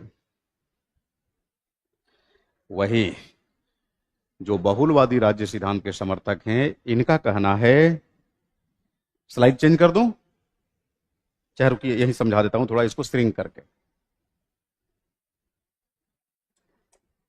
देखिए, बहुलवादियों का कहना है कि ठीक है साहब, राज्य किससे मिलकर बनता है? अपनी संस्थाओं से। संस्थाओं से। थोड़ा और इसको सिंप्लीफाई करते हैं। स्टेट के अंदर क्या होता है? इसके different different institutions like I1, I2, I3, I4। भाई राज्य की पहचान उसकी संस्थाओं से ही है ना। तो मान लीजिए राज्य की जो संस्थाएं हैं, सभी संस्था हर प्रकार का काम तो करेगी नहीं भाई। सब संस्था उसे जो कार्य असाइन किया गया होगा या जिस क्षेत्र को लेकर वो संस्था बनी है उसी क्षेत्र से संबंधित काम करेगी ना। ठीक, तो राज्य की जो संस्थाएं हैं वो अलग अलग क्षेत्रों को ध्यान में रखते हुए गठित की गई होती हैं और अपने अपने क्षेत्र में काम करती है। बहुलवाद कहता है कि राज्य की प्रत्येक संस्था, या कह सकते हैं कि राज्य के प्रत्येक क्षेत्र से जुड़ी कोई ना कोई संस्था अपने क्षेत्र में सर्वोच्च होगी। जैसे विधायी संस्थाएं हमारे यहां है ना, संसद, राज्य विधानमंडल, दो विधायी संस्थाएं, 2 स्तर पे सर्वोच्च। दोनों में एक तरह से कह सकते हैं सुपीरियर रोल में कौन है? केंद्रीय विधायिका, संसद। तो बहुलवादी कहते हैं कि ये जो राज्य की संस्था है, अभी मैं केवल सरकारी संस्थाओं की बात कर रहा हूं, राज्य की गैर सरकारी संस्थाएं भी होती हैं। समझ रहे मेरी बात? तो यहां पर जो सरकारी संस्थाएं हैं, जैसे संसद की बात हमने की, आप कह सकते हैं कि विधायी क्षेत्र में संसद सर्वोच्च हो सकती है। मतलब बहुलवादियों का मानना है कि विधायी क्षेत्र में हमें संसद को, यानी संसद नामक संस्था को क्या मानना चाहिए? सर्वोच्च। न्यायिक क्षेत्र में सुप्रीम कोर्ट, हमें सुप्रीम कोर्ट को सर्वोच्च मानना चाहिए। अब मान लीजिए न्यायिक परिक्षेत्र में सुप्रीम कोर्ट का अगर कोई जजमेंट आया तो वास्तव में वो सुप्रीम कोर्ट का ही जजमेंट है ना। उसमें भारत सरकार की क्या भूमिका है? राज्य की क्या भूमिका है? नहीं है। तो यहां कहने का मतलब कि भाई राज्य जिन संस्थाओं से मिलकर बना है, उन संस्थाओं का संबंध अलग अलग क्षेत्रों से है और प्रत्येक क्षेत्र में कोई ना कोई सर्वोच्च संस्था होगी। तो हमें उन संस्थाओं की सर्वोच्चता को स्वीकार करना होगा। यानी अनेक संप्रभु की अवधारणा को यहां बढ़ावा दिया गया है, अनेक सर्वोच्च की अवधारणा को यहां बढ़ावा दिया गया है। यह बात समझ में आ रही है? अनेक सर्वोच्च। एकलवाद में क्या था? वहां भी राज्य की संस्थाएं काम कर रही हैं, सारे निर्णय उन्हीं के द्वारा लिए जा रहे हैं, लेकिन नाम किसका हो रहा है? राज्य। लेकिन बहुलवाद कहता है कि नहीं, जो कर रहा है हम उसे अप्रिशिएट करेंगे। अब एक और एग्जांपल देता हूं। IAS बनने के बाद, या मान लीजिए IPS बनने के बाद आप जिले के पुलिस कप्तान बनकर गए। आपके जिले में किसी थाना प्रभारी ने बड़ा ही शानदार काम किया अपराध नियंत्रण को लेकर। अब यहीं पर 2 परिस्थितियां हो सकती है। पहला, सारा काम किया हुआ कोतवाल का है, थाना प्रभारी का है, लेकिन आपको मेडल दिया जा रहा है। क्यों? क्योंकि आप जिले के कप्तान हैं। बताओ, ये एकलवाद को दर्शा रहा है कि बहुलवाद को? एकलवाद किया कोई और, लेकिन नाम किसका हो रहा है? किसी और का। अच्छा, बहुलवाद क्या कहता है? अगर कोतवाल ने बढ़िया काम किया है तो उसे अप्रिशिएट करेंगे, पुलिस कप्तान को नहीं। समझ रहे मेरी बात? यानी काम पुलिस कप्तान नहीं कर रहे हैं, सारे थाने के कोतवाल, ASI, SI, inspector, deputy SP, ये सब कर रहे हैं। तो अपने अपने क्षेत्र में सभी के कार्यों को कंसीडर किया जाए। समझ रहे मेरी बात? अब जैसे मान लीजिए पुलिस डिपार्टमेंट में ही मैं कह रहा हूं एक थाना क्षेत्र, तो बताइए उस थाना क्षेत्र में बहुलवाद कहता है कि कोतवाल की सर्वोच्चता को मान लो कि कोतवाल ही वहां संप्रभु है। सब डिवीजन लेवल पे डिप्टी SP, उसकी सर्वोच्चता को मान लो कि पुलिस महकमे में सब डिविजनल लेवल पे वो सर्वोच्च है। डिस्ट्रिक्ट लेवल पे सुपरिंटेंडेंट ऑफ पुलिस। ये बेसिकली बहुलवाद को समझने का सबसे शानदार एग्जांपल है। यानी बहुलवाद में अलग अलग संस्थाओं की भूमिका पर बल दिया गया है, या अलग अलग संस्थाओं की भूमिका को महत्व दिया गया है। और यह सच्चाई भी है। जिसे हम कहते हैं कि राज्य का कार्य है, वास्तव में वो राज्य की संस्थाओं द्वारा किया गया कार्य होता है ना। एक और बात, अब मान लीजिए किसी देश की सामाजिक व्यवस्था बहुसांस्कृतिक हो, वैविध्य मूलक हो, आपको नहीं लगता कि वहां पर अलग अलग सामाजिक समूहों से जुड़े अलग अलग संगठनों का प्रादुर्भाव होगा? अलग अलग संगठन का हर व्यक्ति अपने संगठन से अधिक जुड़ाव महसूस करता है। संभव है सरकार से भी वो कम जुड़ाव महसूस करे, लेकिन अपने संगठन से वो अधिक जुड़ाव महसूस करेगा। एक एग्जाम्पल, परंपरागत भारतीय समाज, मान लीजिए थोड़ी देर के लिए हम खाप पंचायत को एग्जाम्पल के रूप में ले लेते हैं। अब खाप, जाहिर सी बात है, बिल्कुल परंपरागत आधार पे सामाजिक व्यवस्था को संचालित करने वाली एक पंचायत है। आप कह सकते हैं लोगों की स्वेच्छा से बनाई गई, अपनी सहमति से बनाई गई एक संस्था है। अब खाप का अपने लोगों पर जितना प्रभाव होगा, संभव है सरकार का उन लोगों पर उतना प्रभाव ना हो। सरकार के आदेशों का हो सकता है लोग थोड़ी देर के लिए अनदेखी कर दे, लेकिन उनकी अपनी पंचायत के द्वारा अगर कुछ कहा जाएगा तो उसे वो बड़ी गंभीरता से लेंगे। क्यों?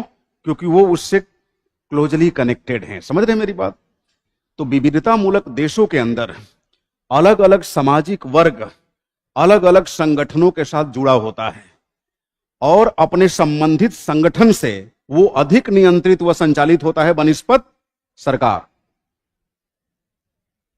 आधुनिक सामाजिक व्यवस्था में, आधुनिक विश्व में, इनफैक्ट आपको बता दूं, बहुलवादी समाजों में संगठनों की भूमिका निरंतर बढ़ रही है।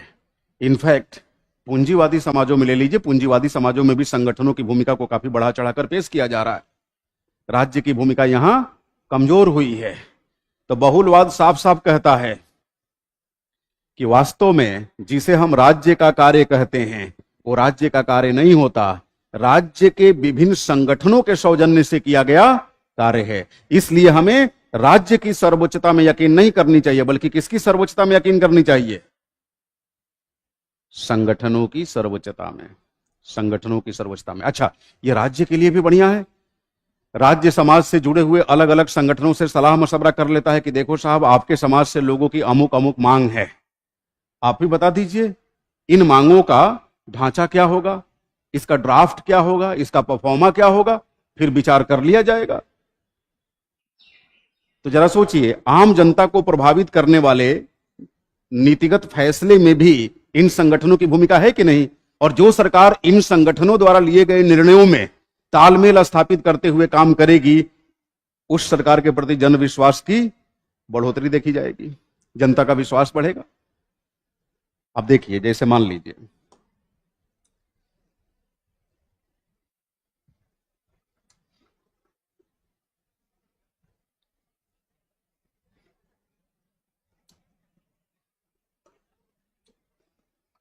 सपोज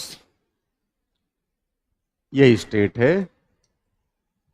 अब स्टेट किससे मिलकर बनेगा? इंस्टीट्यूशन से,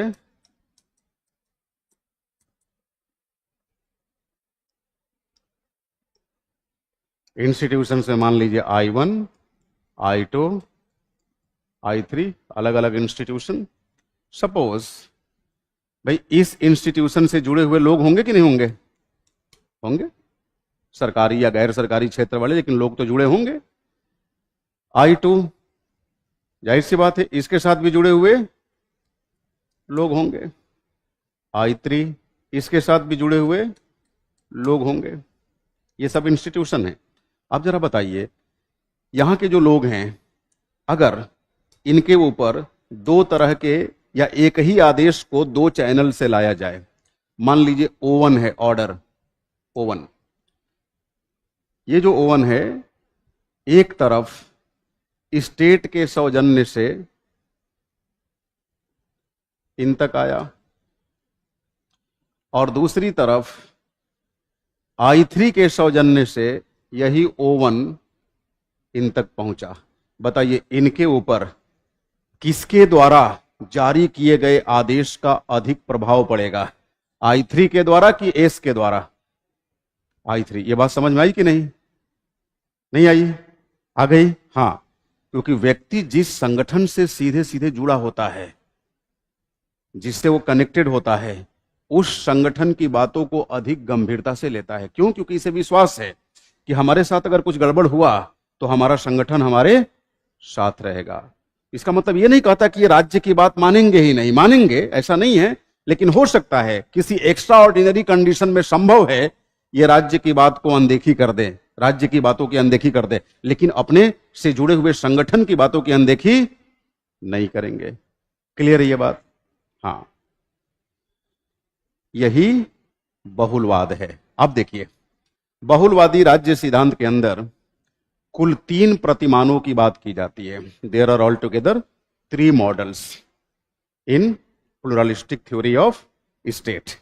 बहुलवादी राज्य सिद्धांत में कुल 3 प्रतिमानों का सहारा लिया जाता है। जरा ध्यान से समझेंगे।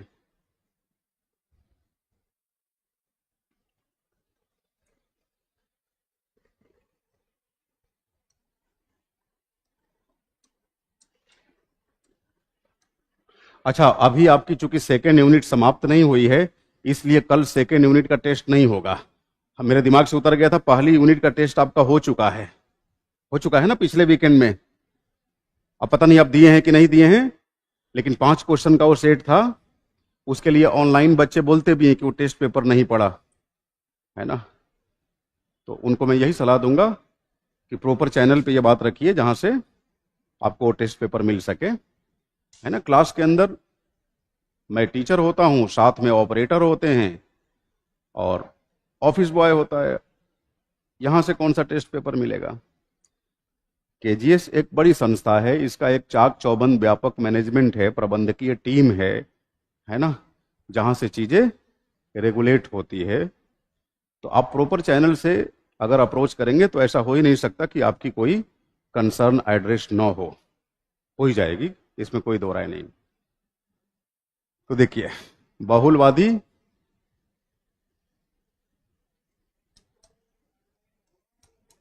क्या करें? नहीं, कल टेस्ट नहीं होगा, कल आपकी छुट्टी होगी। बच्चे,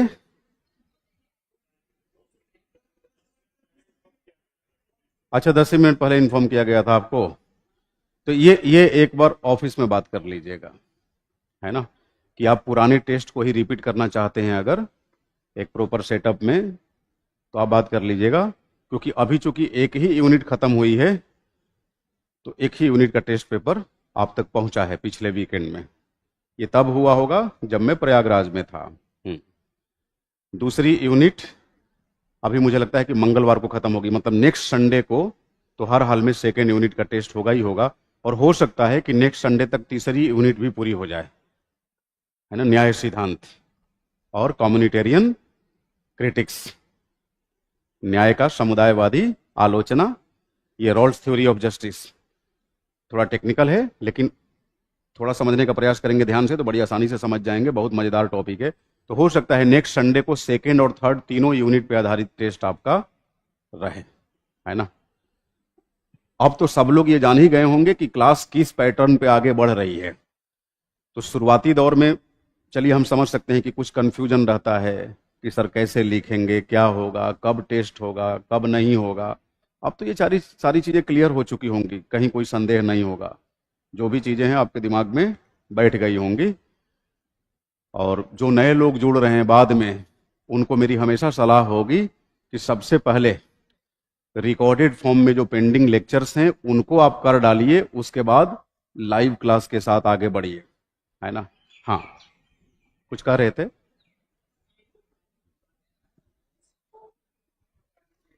क्या?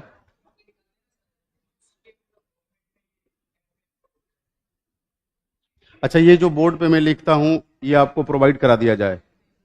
ये तो कराया जाता है। अच्छा, और बैचेज में करा, तो जरा इसको ध्यान रखिएगा इस चीज को ना। हाँ, ये तो बड़ा आसान काम है, ये तो यहीं से, ये तो, हाँ, यहाँ से स्क्रीनशॉट लेके शायद भेज दिया जाता है। तो इससे नोट्स मेकिंग में, लेकिन साथ साथ फिर भी आप बोर्ड वर्क फॉलो करिएगा, क्योंकि अपने हाथों से जो लिखेंगे ना उसको लेकर एक अलग ही अपनापन होता है। हाँ, अगर मान लीजिए कहीं कुछ छूट जाता है तो ठीक है, ये आपको उपलब्ध करा दिया जाएगा। हाँ, जोर से बोलो, जोर से बोलो।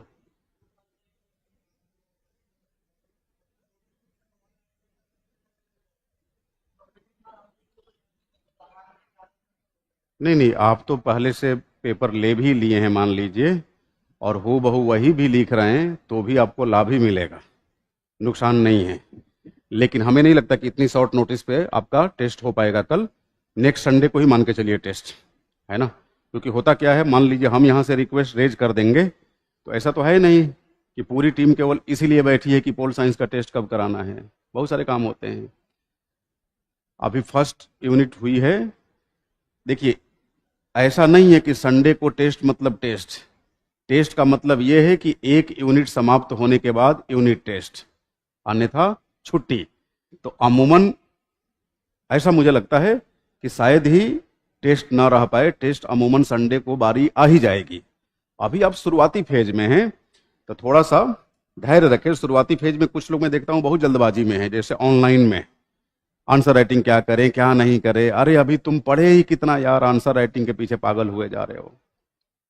अभी तो आप सूचनाओं को कलेक्ट कर रहे हैं, अभी कंसेप्चुअल क्लैरिटी डेवलप कर रहे हैं। धीरे धीरे वो क्रम आ जाएगा।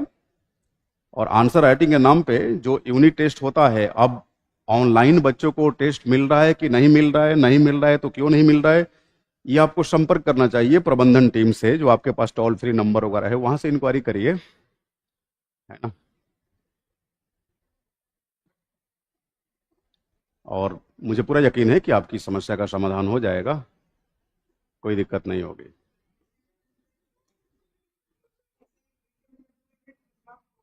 अगर किसी वीकेंड में 2 यूनिट समाप्त हुआ तो दोनों यूनिट पे टेस्ट होगा। 5 क्वेश्चन जो पूछे जाएंगे उसी दो, नहीं नहीं, एक ही पे, एक ही पे, है ना। हाँ, इस मतलब इसके बाद वाले संडे को तो देख लेंगे। ऐसा क्या है, मतलब उसमें देखो, शुरुआत में यूनिट टेस्ट में मैं पहले ही बता रखा हूं कि ये कितने देर का टेस्ट होगा आपका, 1 घंटे का, 1 घंटे का। तो 5 से 6 ही क्वेश्चन मैं आपको शुरुआत में दूंगा, है ना। जो सेक्टोरल टेस्ट होगा, जिसे मान लीजिए पार्ट ए हो गया, तो सेक्टोरल टेस्ट फिर वो आपका 1.5 घंटे का होगा, जिसमें आपसे कम 9 क्वेश्चन मैं लिखवाऊंगा, है ना। तो अभी यूनिट टेस्ट में यही मान के चल रहा हूं कि 5 क्वेश्चन का टेस्ट आपका रखेंगे। कभी कभी मान लीजिए मल्टीपल यूनिट्स हो गई तो हो सकता है 7-8 क्वेश्चन भी दे दें, उसी के अनुसार आपको ड्यूरेशन दी जाएगी। हाँ, फिलहाल के लिए टेस्ट से पहले आपके जिम्मे जो काम है वो ये है कि जितना अधिक से अधिक हो सके आप रिवीजन करते चलिए। सिलेबस के जो जो टॉपिक आपको पढ़ाए जा रहे हैं उन टॉपिक पे कहीं कोई कंफ्यूजन नहीं रहना चाहिए, मजबूती से उस पर पकड़ बनाइए। और अगर मान लीजिए कहीं कुछ छूट जा रहा है तो रिकॉर्डेड फॉर्म में लेक्चर उपलब्ध रहता ही है ना। अब जैसे मान लीजिए एकलवाद बहुलवाद, अब आपको पहले ही मालूम है कि आज के लेक्चर में डिस्कस हुआ है ना। मान लीजिए बहुलवाद के अंदर कुछ कंफ्यूजन हो रहा है, जैसे अभी मैं बहुलवादी मॉडल की बात करने जा रहा हूं, तो जब बहुलवादी मॉडल की बात करूंगा तो हो सकता है आपको बाद में डाउट हो कि व्हाट इज विदर्वांस मॉडल, वात दिग्दर्शक प्रतिमान क्या है ना, तटस्थ राज्य प्रतिमान क्या है, आढ़तिया राज्य प्रतिमान क्या है। मान लो आढ़तिया दिमाग से उतर गया, हालांकि नोटबुक में आप लिखे हैं, फिर भी आपको मन किया कि चलो एक बार लेक्चर ओपन कर लेते हैं, तो पूरा लेक्चर देखने की क्या जरूरत है, सीधे आप देखेंगे 12:48 पे जो डिस्कस हुआ है उसे ओपन कर लो, बात बन जाएगी।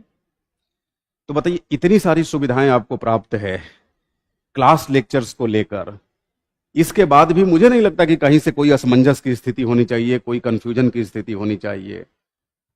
और plus as a teacher of political science मैं आपके लिए हमेशा उपलब्ध हूं। उपलब्ध इन ए सेंस कि कहीं कोई डाउट है, कोई क्वेश्चन है, आप बेझिझक मुझसे पूछ सकते हैं। मैं कई बार आपको मना तब करता हूं जब इधर उधर की बातें होती है। मेरा मानना है कि टॉपिक से क्यों भटके। अगर मान लीजिए हम इस तरह के मैसेज को एम्फसाइज करने लगेंगे, एंटरटेन करने लगेंगे, तो आपको नहीं लगता कि क्लास का जो दूसरा वर्ग है जो चाहता है कि बिल्कुल टॉपिक से डिस्कनेक्ट ना हो, तो उसको भी तो ऐतराज हो सकता है। अब हम देखें कई बार बच्चे इसको ईगो पर ले लेते हैं कि सर हमारे मैसेज को रिस्पॉन्ड नहीं कर रहे हैं, ऑनलाइन बच्चों पर ध्यान नहीं देते। ये मुझे लगता है कि ये दिमाग की मनगढ़ंत उपज है, ऐसा हो ही नहीं सकता कि हम ध्यान ना दें। अब आप कुछ उटपटांग बातें लिखेंगे और मैं उस पर अपनी कड़ी प्रतिक्रिया दे दूंगा तो आपका ईगो हर्ट हो जाएगा। अभी अपने ईगो को बचा कर रखिए, है ना, उसे इतनी आसानी से हर्ट मत होने दीजिए। चैट बॉक्स ओपन कर दीजिए। अब बताइए, इस वजह से कई बार मुझे चैट बॉक्स ऑफ करना पड़ता है कि दूसरे बच्चों को असुविधा ना हो। हाँ, तो फर्स्ट यूनिट का तो सोनू टेस्ट पेपर तो है ही है ना, जब ऑफलाइन बच्चों का हुआ है तो उपलब्धि है।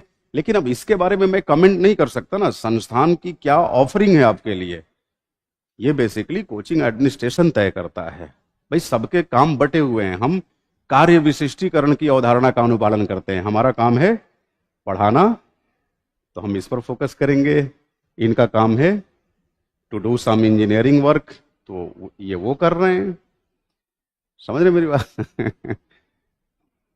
ऑनलाइन स्टूडेंट आपसे मिल सकते हैं, क्यों नहीं मिल सकते? मैं केजीएस में 24/7 उपलब्ध हूं। बस एक थोड़ी सी छोटी सी प्रक्रिया होती है, आप ऑफिस में एक बार कॉल कर देंगे, वहां बता देंगे कि हमें सर से मिलना है, हमें टाइम दे दिया जाए, वहां से हमारे पास कॉल या मैसेज आ जाएगा, मैं आपसे मिल लूंगा। या फिर मुखर्जी नगर में हमारी केजीएस की ऑप्शनल की पीएसआईआर की क्लास की यही टाइमिंग है, 11 से 1। आप तो डेली क्लास में पढ़ बैठते हैं, 11 से 1 के दौरान भी मिल सकते हैं। ऐसा क्या है ना? हाँ, तो चलिए, बहुलवादी राज्य सिद्धांत के 3 महत्वपूर्ण प्रतिमान हैं।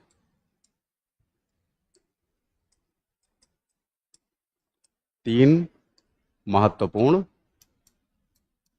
प्रतिमान।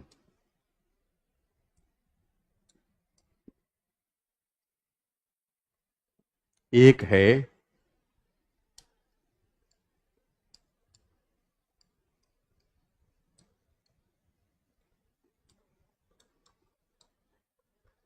वाद दिग्दर्शक प्रतिमान।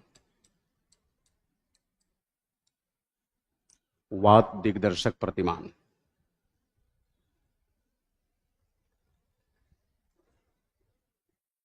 दूसरा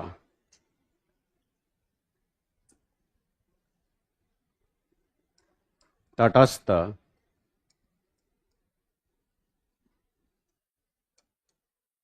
राज्य प्रतिमान। और तीसरा है आढ़तिया राज्य प्रतिमान। आढ़तिया राज्य प्रतिमान।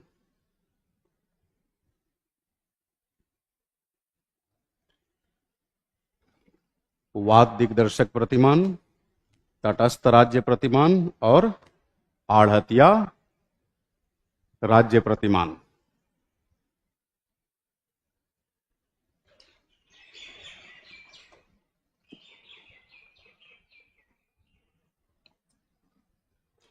वाद दिग्दर्शक प्रतिमान को हम क्या बोलते हैं अंग्रेजी में? विदर्वांस मॉडल, है ना। तो आप अगर हिंदी रूपांतरण नहीं लिखना चाहें तो अंग्रेजी को ही हिंदी में लिख देंगे, विदर्वांस मॉडल। तटस्थ राज्य प्रतिमान, न्यूट्रल स्टेट मॉडल। आढ़तिया, बाजार में होते हैं ना बिचौलिए, ब्रोकर। हाँ, ब्रोकर स्टेट मॉडल। अब देखिए, उभयनिष्ठ रूप से इन तीनों ही मॉडल में राज्य की संस्थाओं को मजबूत बनाकर पेश किया जाएगा और राज्य को कमजोर। क्यों? क्योंकि बहुलवाद के मॉडल है ना ये। अब देखिए, ये जो वाद दिग्दर्शक प्रतिमान है विदर्भवंश मॉडल, इसमें यह बोला गया है कि जैसे मान लो ये है स्टेट, ये इसकी इंस्टीट्यूशंस हैं,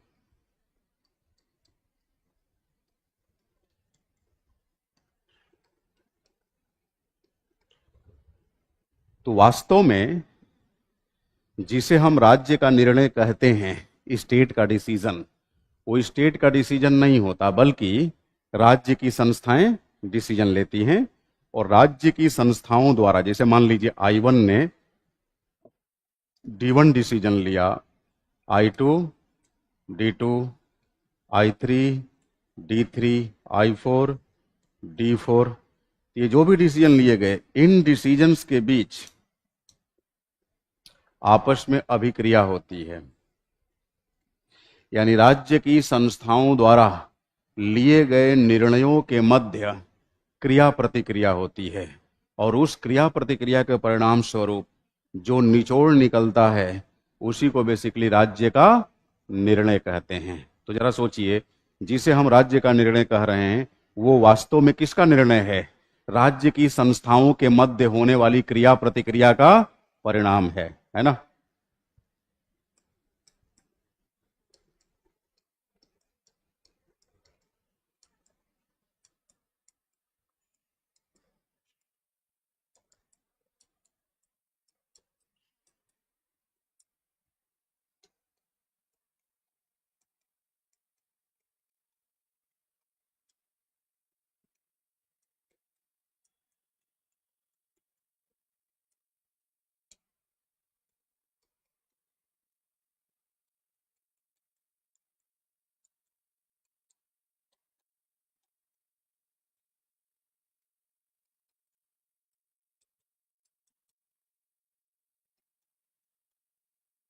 तो बताइए, यहां पर राज्य कोई सक्रिय भूमिका निभा रहा है क्या?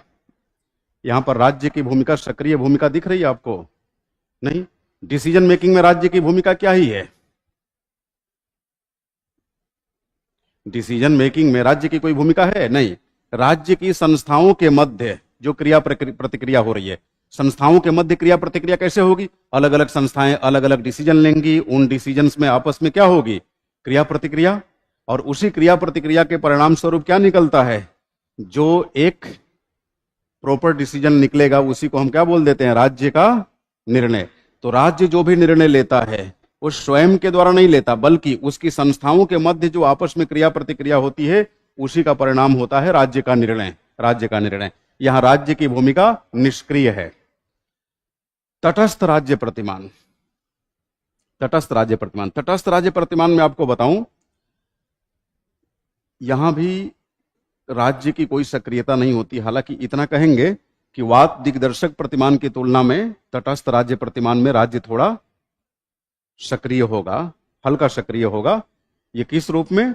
अब जैसे मान लीजिए कि राज्य की जो अलग अलग संस्थाएं आपस में डिसीजन मेकिंग कर रही हैं, है ना, तो उन डिसीजन मेकिंग के अंदर ये समन्वयकारी की भूमिका निभाएगा।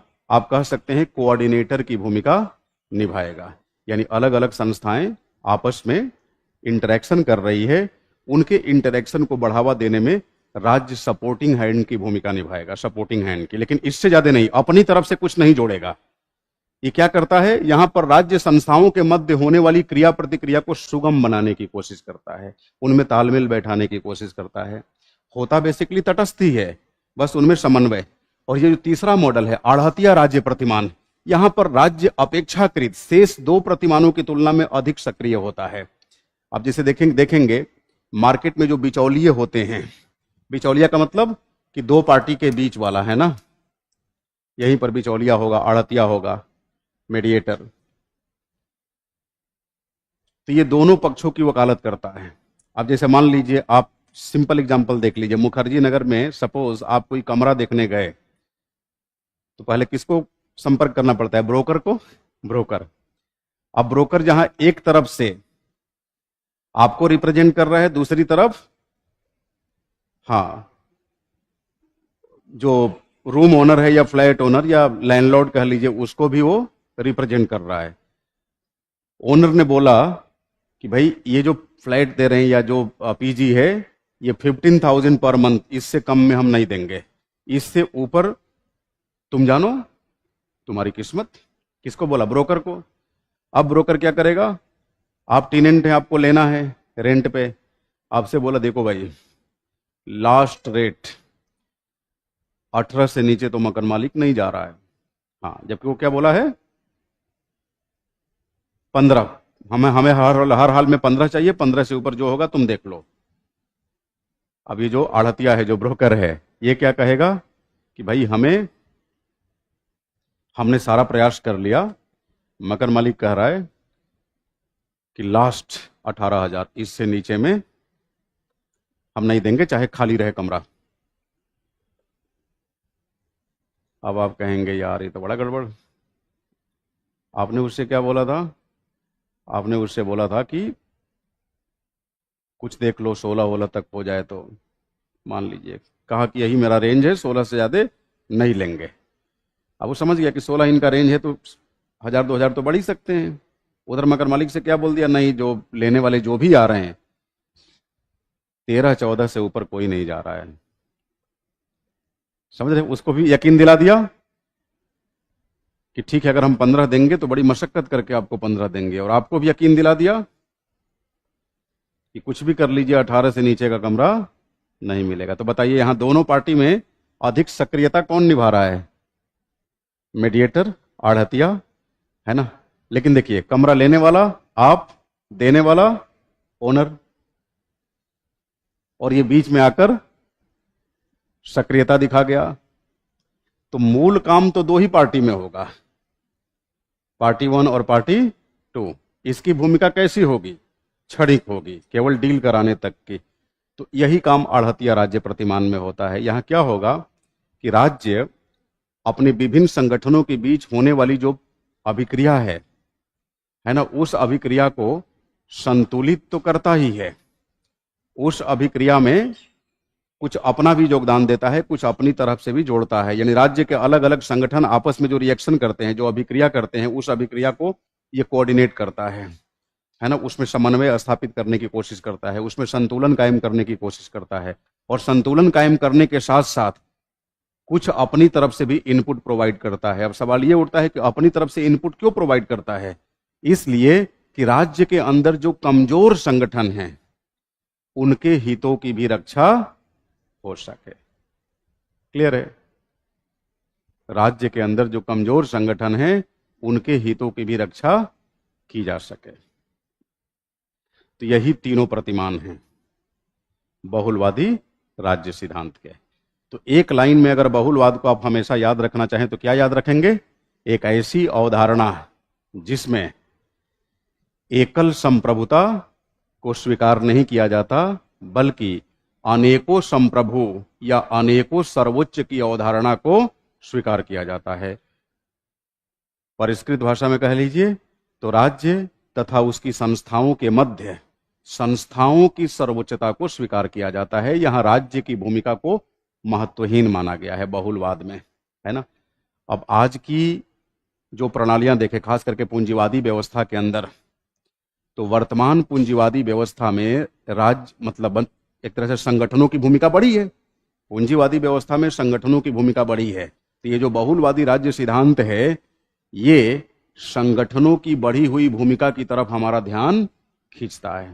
हालांकि आलोचक इसकी आलोचना किए हैं। एक विचारक है आर.एस. सोल्टाउ कहता है कि ये जो बहुलवादी राज्य सिद्धांत है ना, ये कहने को राज्य की संप्रभुता स्वीकार नहीं करता, राज्य की संस्थाओं की संप्रभुता को स्वीकारने पर बल देता, लेकिन हकीकत यह है कि यह केवल दिखावा है।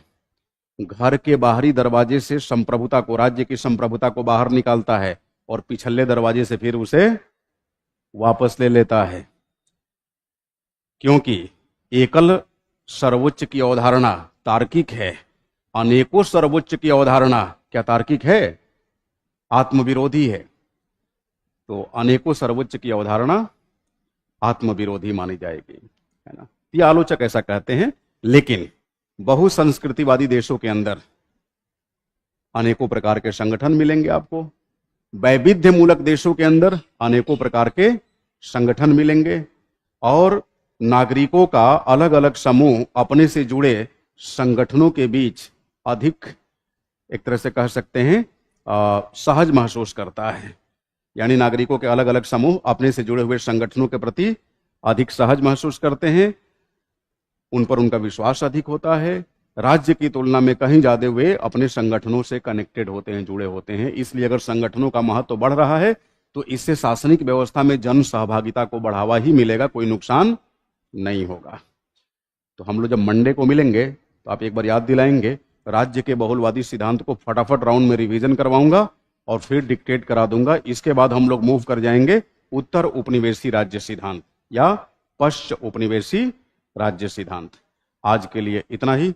Thank you so much.